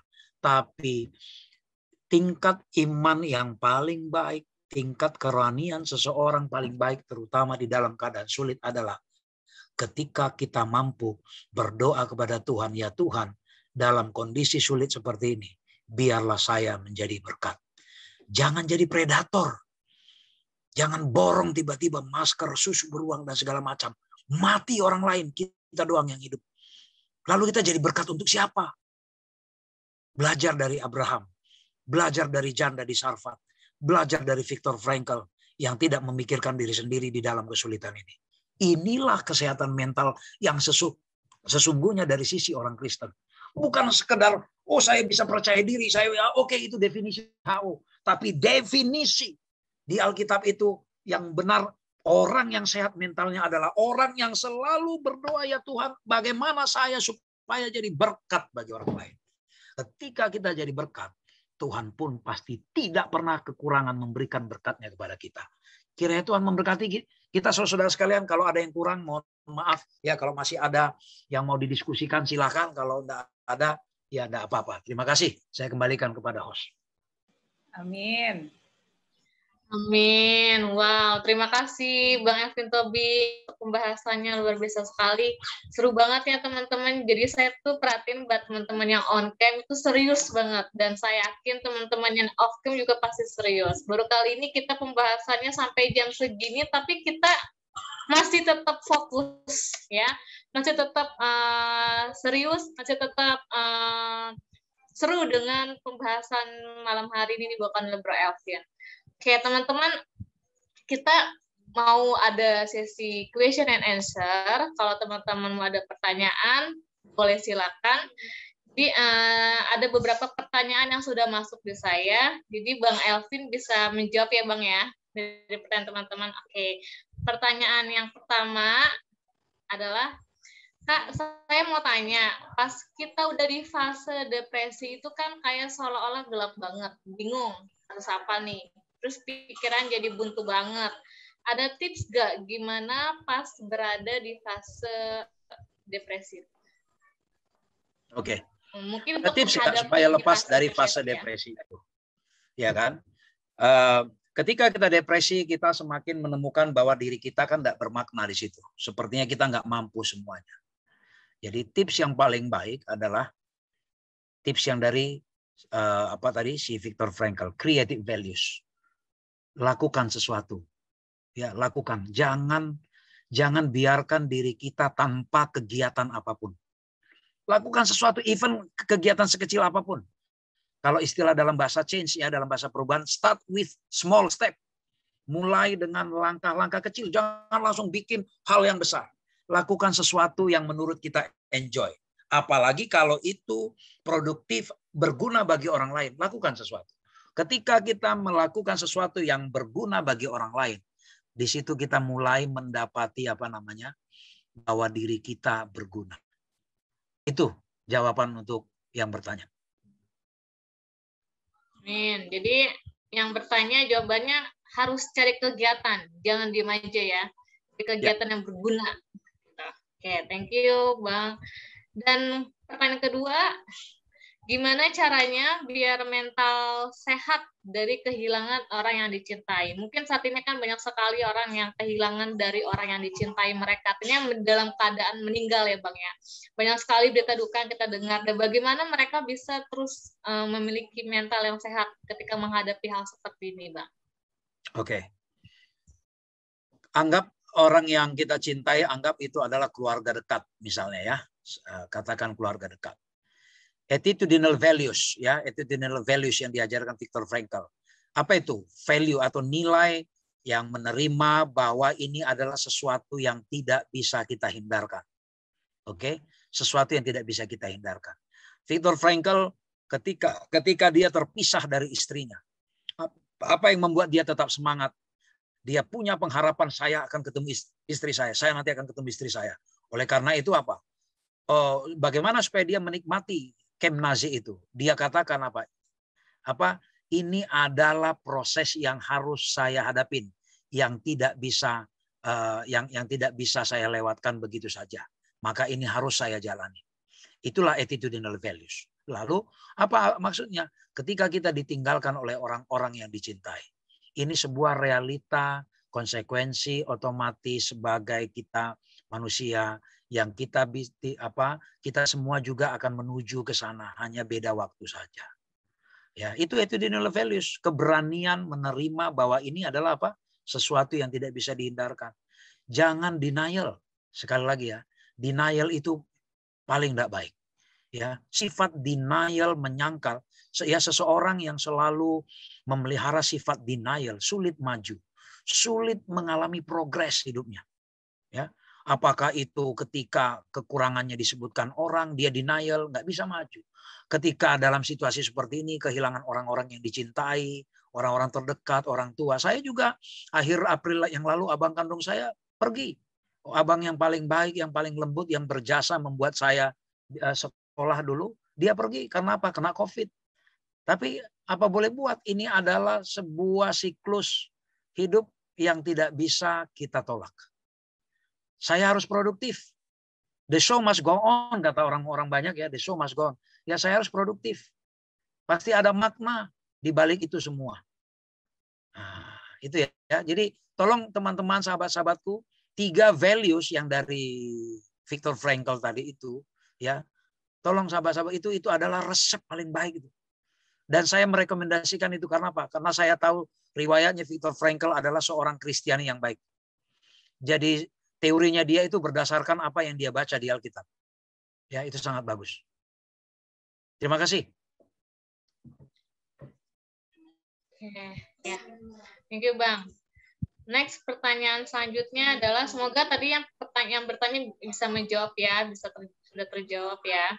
Oke. Yang selanjutnya adalah, apakah seseorang yang terkena mental illness hanya bisa disembuhkan dengan seorang psikolog atau psikiater? Bisakah sembuh dengan usaha dari dia sendiri? Atau gimana usahanya? Oke. Psikolog terbaik atau psikiater terbaik adalah diri kita sendiri. Ya, itu sudah jelas. Psikiater terbaik atau psikolog terbaik adalah diri kita sendiri atas pertolongan Tuhan. Ya kan? Itu prinsip yang kita pegang. Tetapi kita juga jangan denial, kita butuh referensi dari pihak lain. Ya, kita butuh referensi dari pihak lain. Kita butuh perspektif dari pihak lain. Ya. Itu makanya ada baiknya ketika kita merasa katakan ya, kita merasa bahwa sudah melakukan langkah yang tepat, tapi tidak ada salahnya kita meminta rujukan, sudah tepat enggak yang saya lakukan ini? Tidak ada masalah. Ya. Sekali lagi, bukan harus ke psikolog, tapi ada baiknya ketika kita sudah mencoba satu langkah, tapi kok kayaknya belum berhasil, mungkin kita perlu referensi dari orang yang profesional di situ. Itu saja. Ya. Jangan kita pikir saya tadi tidak sedang mengatakan bahwa semua kita harus ke psikolog. Udah. Tapi jangan denial ketika kita tidak bisa menyelesaikan persoalan kita sendiri, jangan cari kambing hitam. Artinya kita butuh pertolongan orang lain di situ. Ya, kita butuh pertolongan orang lain ketika kita kok enggak bisa nih mengatasi persoalan kita sendiri. Itu artinya kita butuh pertolongan orang lain. Tapi kalau kita tahu, ya kita tidak denial, ya dengan apa yang ada. Saya katakan di dalam sesi counseling dan di dalam sesi coaching, saya katakan setiap orang sebenarnya dia yang paling tahu apa solusi untuk hidupnya sendiri. Setiap orang. Tapi kenapa dia perlu datang psikolog? Kenapa dia perlu datang sana? Reconfirm, mau reconfirm saja. Yang di pikiran saya ini benar atau enggak sih? Yang kalau saya buat begini benar atau enggak sih? Reconfirm sebenarnya sifatnya. Itu satu. Yang kedua, yang bahaya adalah yang tadi saya katakan. Selalu merasa saya nggak punya masalah. Ini saya mau cerita sedikit ya, Tahun 2000-an awal, saya lupa 2002 atau kisaran segitu. Saya menangani seorang pasien di Jawa Tengah di Purworejo. Seorang yang masih muda, produktif, umur 42 tahun, seorang pegawai Pemda. Tapi 1,5 tahun itu dia harus ke psikiater tiap hari Kamis siang, jam 2 dia harus ke psikiater. Tahu persoalannya apa? Saya potong ceritanya ini. Setelah saya korek-korek, saya berikan beberapa tes psikologi, dia nggak ngaku. Saya tanya apapun, dia selalu bilang, enggak, baik-baik saja. Baik-baik saja. Saya tanya kondisi di rumah, baik-baik saja. Kondisi di kantor, baik-baik saja. Kondisi dengan anak, baik-baik saja. Kondisi kuliahnya gimana? Kebetulan dia melanjut kuliah saat itu. Semua dia bilang baik-baik saja. Dia denial. Tapi setelah pertemuan kesekian, tahu persoalannya apa teman-teman sekalian? Saat itu kantornya sedang migrasi dari manual ke komputerisasi. Dia tadinya yang suka pakai mesin ketik, ketik, mesin ketik kelurahan itu, ketok, gitu-gitu kan. Tiba-tiba komputerisasi. Yang jago komputer anak-anak yang muda. Dia bilang, anak-anak muda di kantor saya itu sombong-sombong. Loh kenapa Pak? Mentang-mentang pintar komputer. Lalu itulah kesempatan saya tanya, Bapak bisa komputer? Oh kalau saya mau, bisa Mas. Berarti dia tidak bisa komputer. Tahu enggak persoalannya? Dia denial bahwa dia tidak siap untuk komputerisasi. Tahu akibatnya apa? Ini saya bicara orang dewasa saja. Dengan anaknya, tadinya dia sangat sayang sama anaknya. Sekarang anaknya takut dekat sama dia. Kuliahnya tertunda. Ya, kuliahnya tertunda, sudah cuti sekian tahun. Di kantor, dia sudah tidak dikasih posisi apa-apa. Karena dia nggak bisa fokus ngerjain apa-apa. Pernah saya tanya begini. Kebetulan salah satu tes psikologi mengidentifikasi ada gangguan hubungan seksual antara dia dengan istri. Saya tanya, Bapak bagaimana hubungan dengan suami istri, hubungan suami istri. Oh, baik-baik saja. Kapan terakhir, Pak? Saya tanya. 2 malam yang lalu, kata dia. Saya cross check ke istrinya, Bu, kapan terakhir? 1,5 tahun yang lalu. Lalu dalam hati saya berpikir, 2 malam yang lalu dia sama siapa? Curiga saya, gitu kan?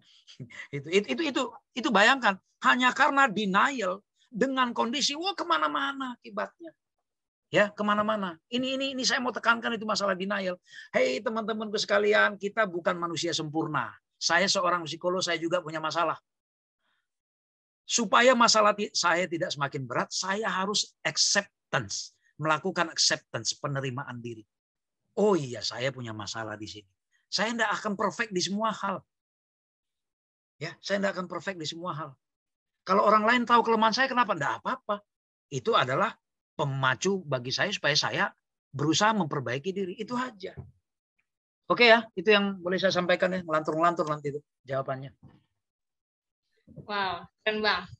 Thank you Bang untuk jawabannya. Benar banget ya teman-teman. Jadi yang tahu itu kita sendiri. Bagaimana saya juga punya pengalaman seperti itu. Dan saya memang gak lari ke psikiater. Tapi saya tahu gimana. Saya tuh takutnya di mana pada saat saya juga mau sharing nih Bang mengenai pengalaman saya. Waktu itu ada perubahan mengenai belajar offline dengan online daring. Okay. Dan saya itu adalah guru kan, pengalaman sebagai guru. Itu benar-benar tersiksa di tahun ajaran baru, itu 1 bulan tersiksa banget. Sampai itu selalu ada notif-notif WA yang bikin saya dak-dikduk. Jadi saya selalu ada anxiety di bagian itu. Takut untuk lihat HP, notifnya apa gitu. Takut dari orang tua murid, yang inilah, yang itulah gitu. Jadi kayak ketakutan pada saat itu karena perubahan online dari offline ke online. Dan sampai yang saya rasakan setiap pagi itu kalau bangun pagi itu selalu cemas. Sampai keringet dingin, takutan itu menjelang siang. Tapi kalau ada siang, kalau ada pas pertengahan belajar, itu baru datar lagi. Dan kalau udah hari Jumat menjelang Sabtu, itu datar lagi. Enggak kejadian apa-apa. Tapi kalau udah mau itu udah mulai lagi. Tapi yang dilakukan benar banget tadi Bang Elvin bilang bahwa yang tahu itu adalah kita sendiri, bagaimana kita ketakutan di bagian apa, dan apa yang harus kita lakukan, kita yang tahu. Dan di situ benar-benar yang Bang Elvin bilang, saya lakukan itu sendiri gitu. Saya mendekatkan diri sama Tuhan, dan saya coba mencari ide-ide, cari kegiatan, benar banget, nggak boleh diem. Cari kegiatan supaya pikiran kita tuh nggak selalu negatif, selalu positif, terus dengar musik yang membangun. Jadi benar banget yang tahu itu kita doang. Kalau enggak kita lakukan sendiri, dan pasti pertolongan Tuhan kita pasti nggak akan bisa gitu. Karena benar banget kalau memang benar kita butuh bantuan orang lain, ya kita nggak boleh denial gitu kan. Kalau usaha kita nggak bisa, kita butuh bantuan orang lain, ya lakukan aja, ceritakan aja, kasih tahu ya kebutuhan kita tuh seperti apa. Thank you Bang. Ini juga pertanyaan saya juga sih sebenarnya tadi. Saya jawab. Yang menarik lagi ada gini, yang menarik lagi ada orang datang ke psikolog nggak selesai juga persoalannya. Karena apa?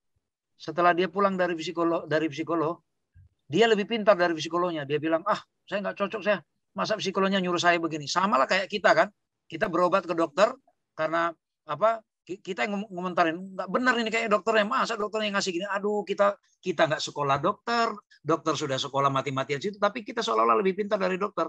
Ini yang kadang membuat akhirnya nggak selesai persoalannya. Karena apa? Dia mau datang ke psikolog itu dengan apa? Ada istilah di psikologi namanya people response to their internal map. Dia sudah punya internal map. Saya maunya dibuat begini nanti sama psikolognya. Dia berharap psikolognya bikin begini.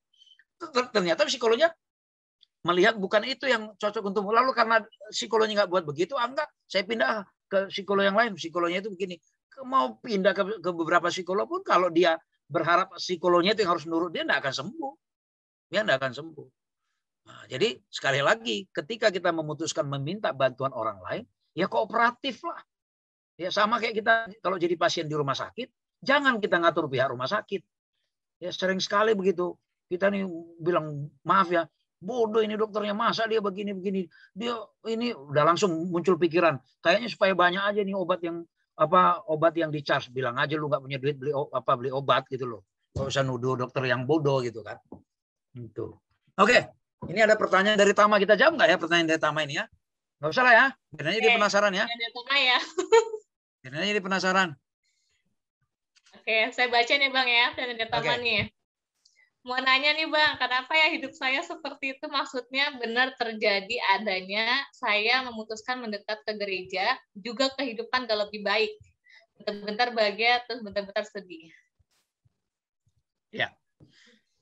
Oke, banyak orang berpikir bahwa aktif di pelayanan di gereja itu adalah solusi. Saya katakan bukan. Kenapa? Ini mungkin ekstrim. Kalau ini apa sih? Ini ngajarkan murtad atau gimana? Bukan. Banyak orang gini, dia punya masalah. Contoh, ada mahasiswa. Dia mahasiswa, dia punya kesulitan kesulitan belajar. Dia sebenarnya malas kuliah. Lalu akhirnya tertunda-tunda. Lalu, contoh ya, lalu dia aktif ke pelayanan. Wah, semua pelayanan diikuti dari pagi sampai malam. Tapi sorry to say, kuliahnya dia nggak kerjain. Lalu dia berharap, mana Tuhan saya sudah melayani kok Tuhan nggak beri jalan keluar. No way. Jangan kita pikir kalau kita pelayanan terus itu akan menyelesaikan semua persoalan kita. Bukan. Selama kita juga tidak berani menghadapi persoalan itu, kita mau datang ke gereja, misalnya kita mau datang pelayanan, tidak akan. Kalau kita anggap bahwa pelayanan itu adalah obat mujarab untuk menyelesaikan persoalan kita dengan anggapan bahwa kita do nothing, dengan nggak melakukan apa-apa, atau kita tidak konsisten dengan komitmen kita, tapi kita lebih komit dengan pelayanan. Lalu kita kecewa, Tuhan saya sudah aktif pelayanan kok tetap begini. Itu adalah pelayanan yang salah prinsipnya. Ya, itu pelayanan yang salah prinsipnya. Banyak orang pergi ke pelayanan itu hanya untuk mengalihkan persoalan hidupnya. Lalu berharap kalau saya pelayanan persoalan hidup saya selesai. Enggak. Yang dibutuhkan apa? Kita tetap berani menghadapi. Pelayanan itu bukan karena kita punya persoalan lalu kita lari ke pelayanan. Kalau kita mau melayanilah, ya, melayani. Gitu. Jadi kalau melayani ya melayani aja, jangan mau dibayar. Kalau mau dibayar itu namanya pekerjaan, bukan pelayanan. Ya kan? Nah, jadi saya bukan bilang tamak seperti itu, tapi artinya apa? Mendekat ke gereja adalah hal yang baik, tapi bukan berarti ketika kita mendekat ke gereja, lalu persoalan kita otomatis selesai. Tidak. Tidak. Tetap kita harus action. Sama seperti Musa, tetap dia harus melangkahkan kaki, memijakkan kaki di Laut Merah, baru Tuhan belah itu Laut Merah. Butuh kerjasama kita. Sama seperti ketika Yesus membangkitkan Lazarus. Apa dia bilang ke murid-muridnya? Angkat batu itu. Sebenarnya Yesus bisa perintahkan malaikat untuk geser batu itu. Tapi Yesus sedang mengajarkan kalau you mau menyelesaikan persoalanmu, you harus tetap action. Kita butuh kerjasama. Itu yang dimaksud. Ya, mendekat ke gereja jangan dijadikan pelarian ya. Rajin aktif pelayanan jangan dijadikan pelarian. Banyak orang aktif di pelayanan ternyata nggak jelas juga tujuan hidupnya kemana. Ya kan? Lalu lari, pergi menjadi apa? Menjadi penginjil, lari. Tapi bukan karena dia benar-benar panggilan, tapi karena lari dari kenyataan hidup. Nah, ini enggak boleh. Saya bukan bilang sama seperti itu, tapi artinya persoalan tetap harus berani kita hadapi. Kita tidak boleh denial. Oke, saya punya persoalan begini. Apa yang saya harus lakukan? Start with small step. Mulai dengan perubahan yang kecil supaya jangan kaget. Itu. Lalu pelayanan adalah urusan lain. Itu komitmen pribadi kita ke Tuhan. Kita punya persoalan atau tidak hidup, itu adalah komitmen pribadi kita ke Tuhan. Itu jangan disamakan. Ya, itu saya kira. Ya. Thank you Bang. Pertanyaan untuk jawabannya. Pertanyaan terakhir nih. Bagaimana supaya kita berani menceritakan hal yang pribadi kepada orang lain? Banyak nih orang yang nggak berani ke psikolog karena mereka nggak mau hal pribadi diketahui oleh orang lain.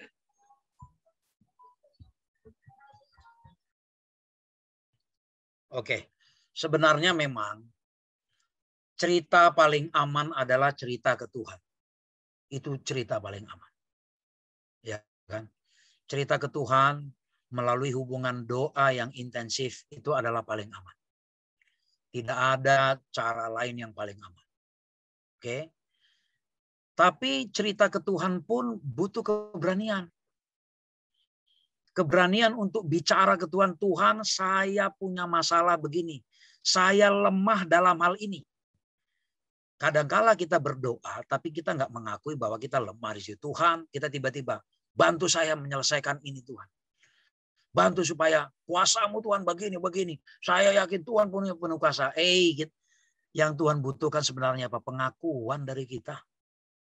Itu dulu. Ya, itu dulu pengakuan. Jadi apa sih prinsipnya?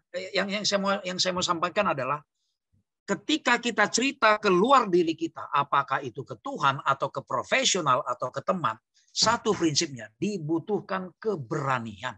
Itu ya, dibutuhkan keberanian. Lalu kita juga tidak memungkiri bahwa keilmuan juga adalah karunia dari Tuhan.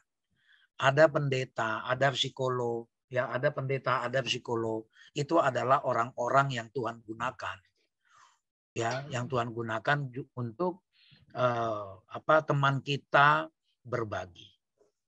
Kalau ke psikolog, kalau ada kita yang khawatir cerita ke psikolog, sebenarnya bukan karena kita khawatir psikolognya akan tidak menjaga rahasia, tapi yang tadi kita denial, malu mengakui bahwa kita punya masalah.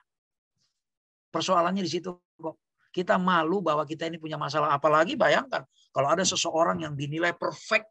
Selama ini kita dipersepsi, misalnya saudari Michelle, misalnya lah. Michelle ini dianggap orang yang perfect. Ya, wanita yang perfect, punya banyak bakat, punya banyak inovasi dan segala macam. Dia malu kalau dia punya kelemahan, dia punya masalah. Karena sudah sempat dipuji orang bahwa Michelle ini orang yang hebat. Lalu apa? Ya, kita tampil ke depan orangnya seolah-olah selalu kita bahwa kita orang yang tidak pernah punya masalah. Ya, dibutuhkan apa? Keberanian untuk jujur. Sebenarnya ke situ kok. Kalau kalian datang ke psikolog dijamin kerahasiaannya. Tapi kalau datang ke teman saya nggak jamin. Ya, saya nggak jamin. Misalnya datang ke teman, nanti teman itu bilang, misal katakanlah datang ke Lani. Lalu saudari Lani bilang ke saudari Francia, Francia, ini hanya sama kamu, ini saya bilang. Ya, ini hanya sama kamu. Lalu saudari Lani ketemu Caroline. Caroline, ini hanya sama kamu loh ya. Itulah yang disebut rahasia umum. Rahasia tapi umum, sudah tahu. Karena apa? Ini hanya sama kamu. Nah, kalau kami psikolog sudah disumpah untuk kalau mau ditaruh pun ujung pisau itu di leher kami. Ya, kalau untuk tidak cerita, ya kami nggak akan cerita selama nggak diizinkan oleh orang. Ya, gitulah kira-kira. Ya, jadi teman-teman yang bertanya, persoalannya bukan karena persoalannya bukan karena nanti takut dicita-citain, tapi beranikah kita jujur menerima bahwa kita manusia juga punya persoalan. Itu sebenarnya, ya. Tapi memang harus hati-hati pilih teman cerita, ya harus hati-hati. Lebih baik datang ke profesional, ya. Kalau datang ke teman juga, iya kalau hubungan kita langgeng terus, satu waktu nggak langgeng dia ceritalah dulu tuh pernah begini tuh, repot juga, ya. Itulah kira-kira, ya. Terima kasih. Min,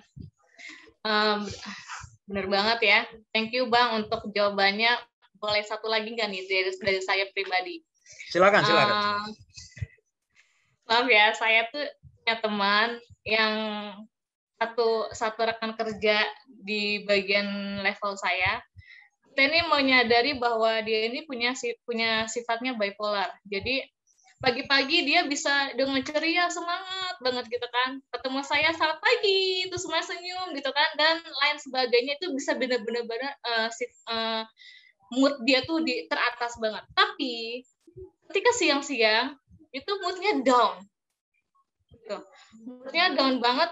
Terus tiba-tiba entah saya yang ke kelas dia, muka dia udah mutung ya, biasa kalau bahasa Batak gitu ya, mutung gitu kan, atau udah monyong, udah cemberut gitu kan. Terus udah gitu marah-marah gitu kan. Terus ngoceh-ngoceh sendiri, terus ketemu sama orang lain marah-marah. Terus sempet saya juga jadi korban marah dia yang nggak tahu kenapa gitu kan. Padahal pagi-pagi tuh udah ceria banget, sudah siang-siang begitu.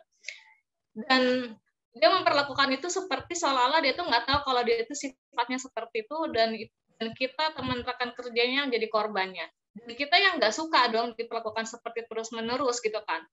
Maksudnya kita mikirnya, ya lu punya sifat kayak gitu kok bisa senak-enaknya kayak gitu ke kita gitu loh. Gitu.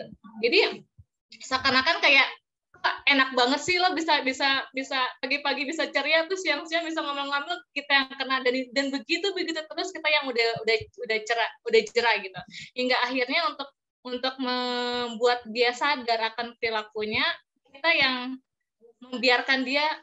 Jadi kayak aku sama temanku yang bisa diajak kerja sama, mendiamkan dia selama 1 hari gitu. 1 hari itu kita ngediamin dia dengan maksud supaya dia tuh tahu gitu loh, lu punya sikap nggak bagus gitu. Kita bukan kita tuh seakan-akan kayak korban yang enak-enaknya lu begini, terus besok begini lagi, besok begitu lagi ke kita gitu, hingga akhirnya yang kita kerjasama kayak ngediamin dia beberapa hari. Kita nggak, kalau kita ada perlu kita ngomong sama dia, kalau nggak ada perlu kita nggak akan ngomong gitu. Jadi perubahan itu kelihatan banget, yang tadinya dekat ngobrol, dan itu jadi kayak agak renggang. Terus lama-lama dia sadar, apa sih kalian begitu gitu kan? Sadar, terus sehingga akhirnya kita yang menyadarkan dia, kasih tahu kalau kamu tuh punya sifat begini. Kita nggak suka gitu loh.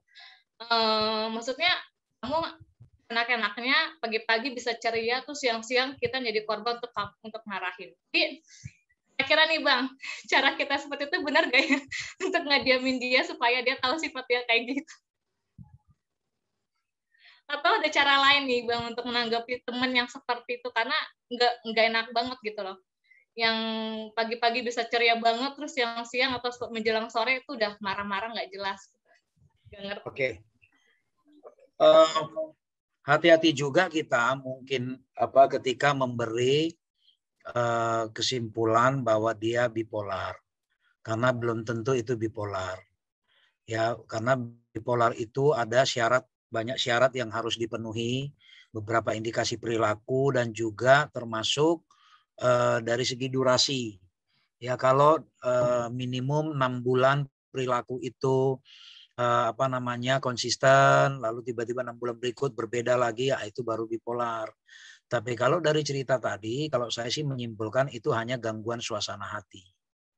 Ya, itu bukan bipolar. Ya, kalau bipolar ini sudah berat itu ceritanya ya. Nanti bipolar itu salah satu mood adalah salah satu cirinya. Itu hanya salah satu ciri kecil ya dari tanda perubahan mood atau perubahan suasana hati adalah hanya salah satu ciri dari bipolar. Ya, tapi masih banyak ciri yang lain yang kita juga harus pertimbangkan gitu ya. Nanti misalnya dari segi bicaranya gitu ya, dari segi bicaranya dia tiba-tiba nanti bisa lambat sekali, kayak nggak dia gitu loh, kayak nggak dia ya. Tapi kalau karena pagi semangat, tiba-tiba siang lain, ya itu hanya gangguan suasana hati saja sebenarnya ya, orang seperti itu. Jadi kalau ini Dita bilang mungkin perlu ke psikolog atau psikiater, ya boleh saja orang itu coba ngecek dia sebenarnya kondisi psikisnya seperti apa sih gitu ya. Tapi kalau dari cerita tadi sih itu bukan bipolar. Ya itu hanya gangguan suasana hati. Pertanyaan, tepat enggak kalian memperlakukan itu gitu ya. Ya namanya orang gangguan suasana hati, ya gangguan mood. Kalau kalian mau menanggapi serius, ya kita sendiri yang korban. Ya kan? Kita sendiri yang korban. Karena dia juga sendiri nggak menyadari itu kan. Nggak menyadari. Lalu kita mau tersinggung sama dia, ya kita sendiri yang capek gitu loh. Dia sendiri nggak merasa. Ya kan? Nah, apa yang perlu kita lakukan ke dia? Ya be a friend dulu lah sama dia. Be a friend.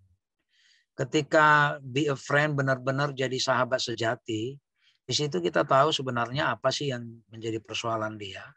Orang-orang yang gangguan suasana hati itu, ya selain dipengaruhi oleh hal-hal yang bersifat chemistry, apakah misalnya karena pola hidup, misalnya karena pola tidur yang nggak teratur, lalu mengkonsumsi zat-zat tertentu, misalnya narkotik, lalu kopi, lalu apa ya, minuman-minuman soda, itu pengaruh ke suasana hati ya.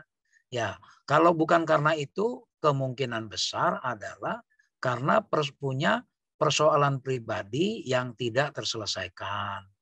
Ya kan? Yang punya persoalan pribadi yang tidak terselesaikan, dan dia tidak punya teman yang mungkin bisa dia percaya. Ya, biasanya ke situ kok larinya saudari Amel ya. Gitu. Jadi kalau cerita tadi sih saya enggak yakin itu bipolar. Nah, apa yang perlu kita lakukan kalau kita ini ada dua pilihan ya. Kalau kita memilih mau menolong dia, be a friend, jadilah teman, supaya apa? Supaya dia cerita. Lalu kita tahu kita mau buat apa.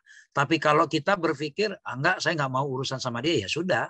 Ya kurangin aja interaksi sama dia dan jangan mau menanggapi serius apapun yang dia buat. Tinggal itu kok, kan sekali lagi ya, semua perilaku kita, hidup kita harus kita yang menentukan, jangan orang lain yang menentukan.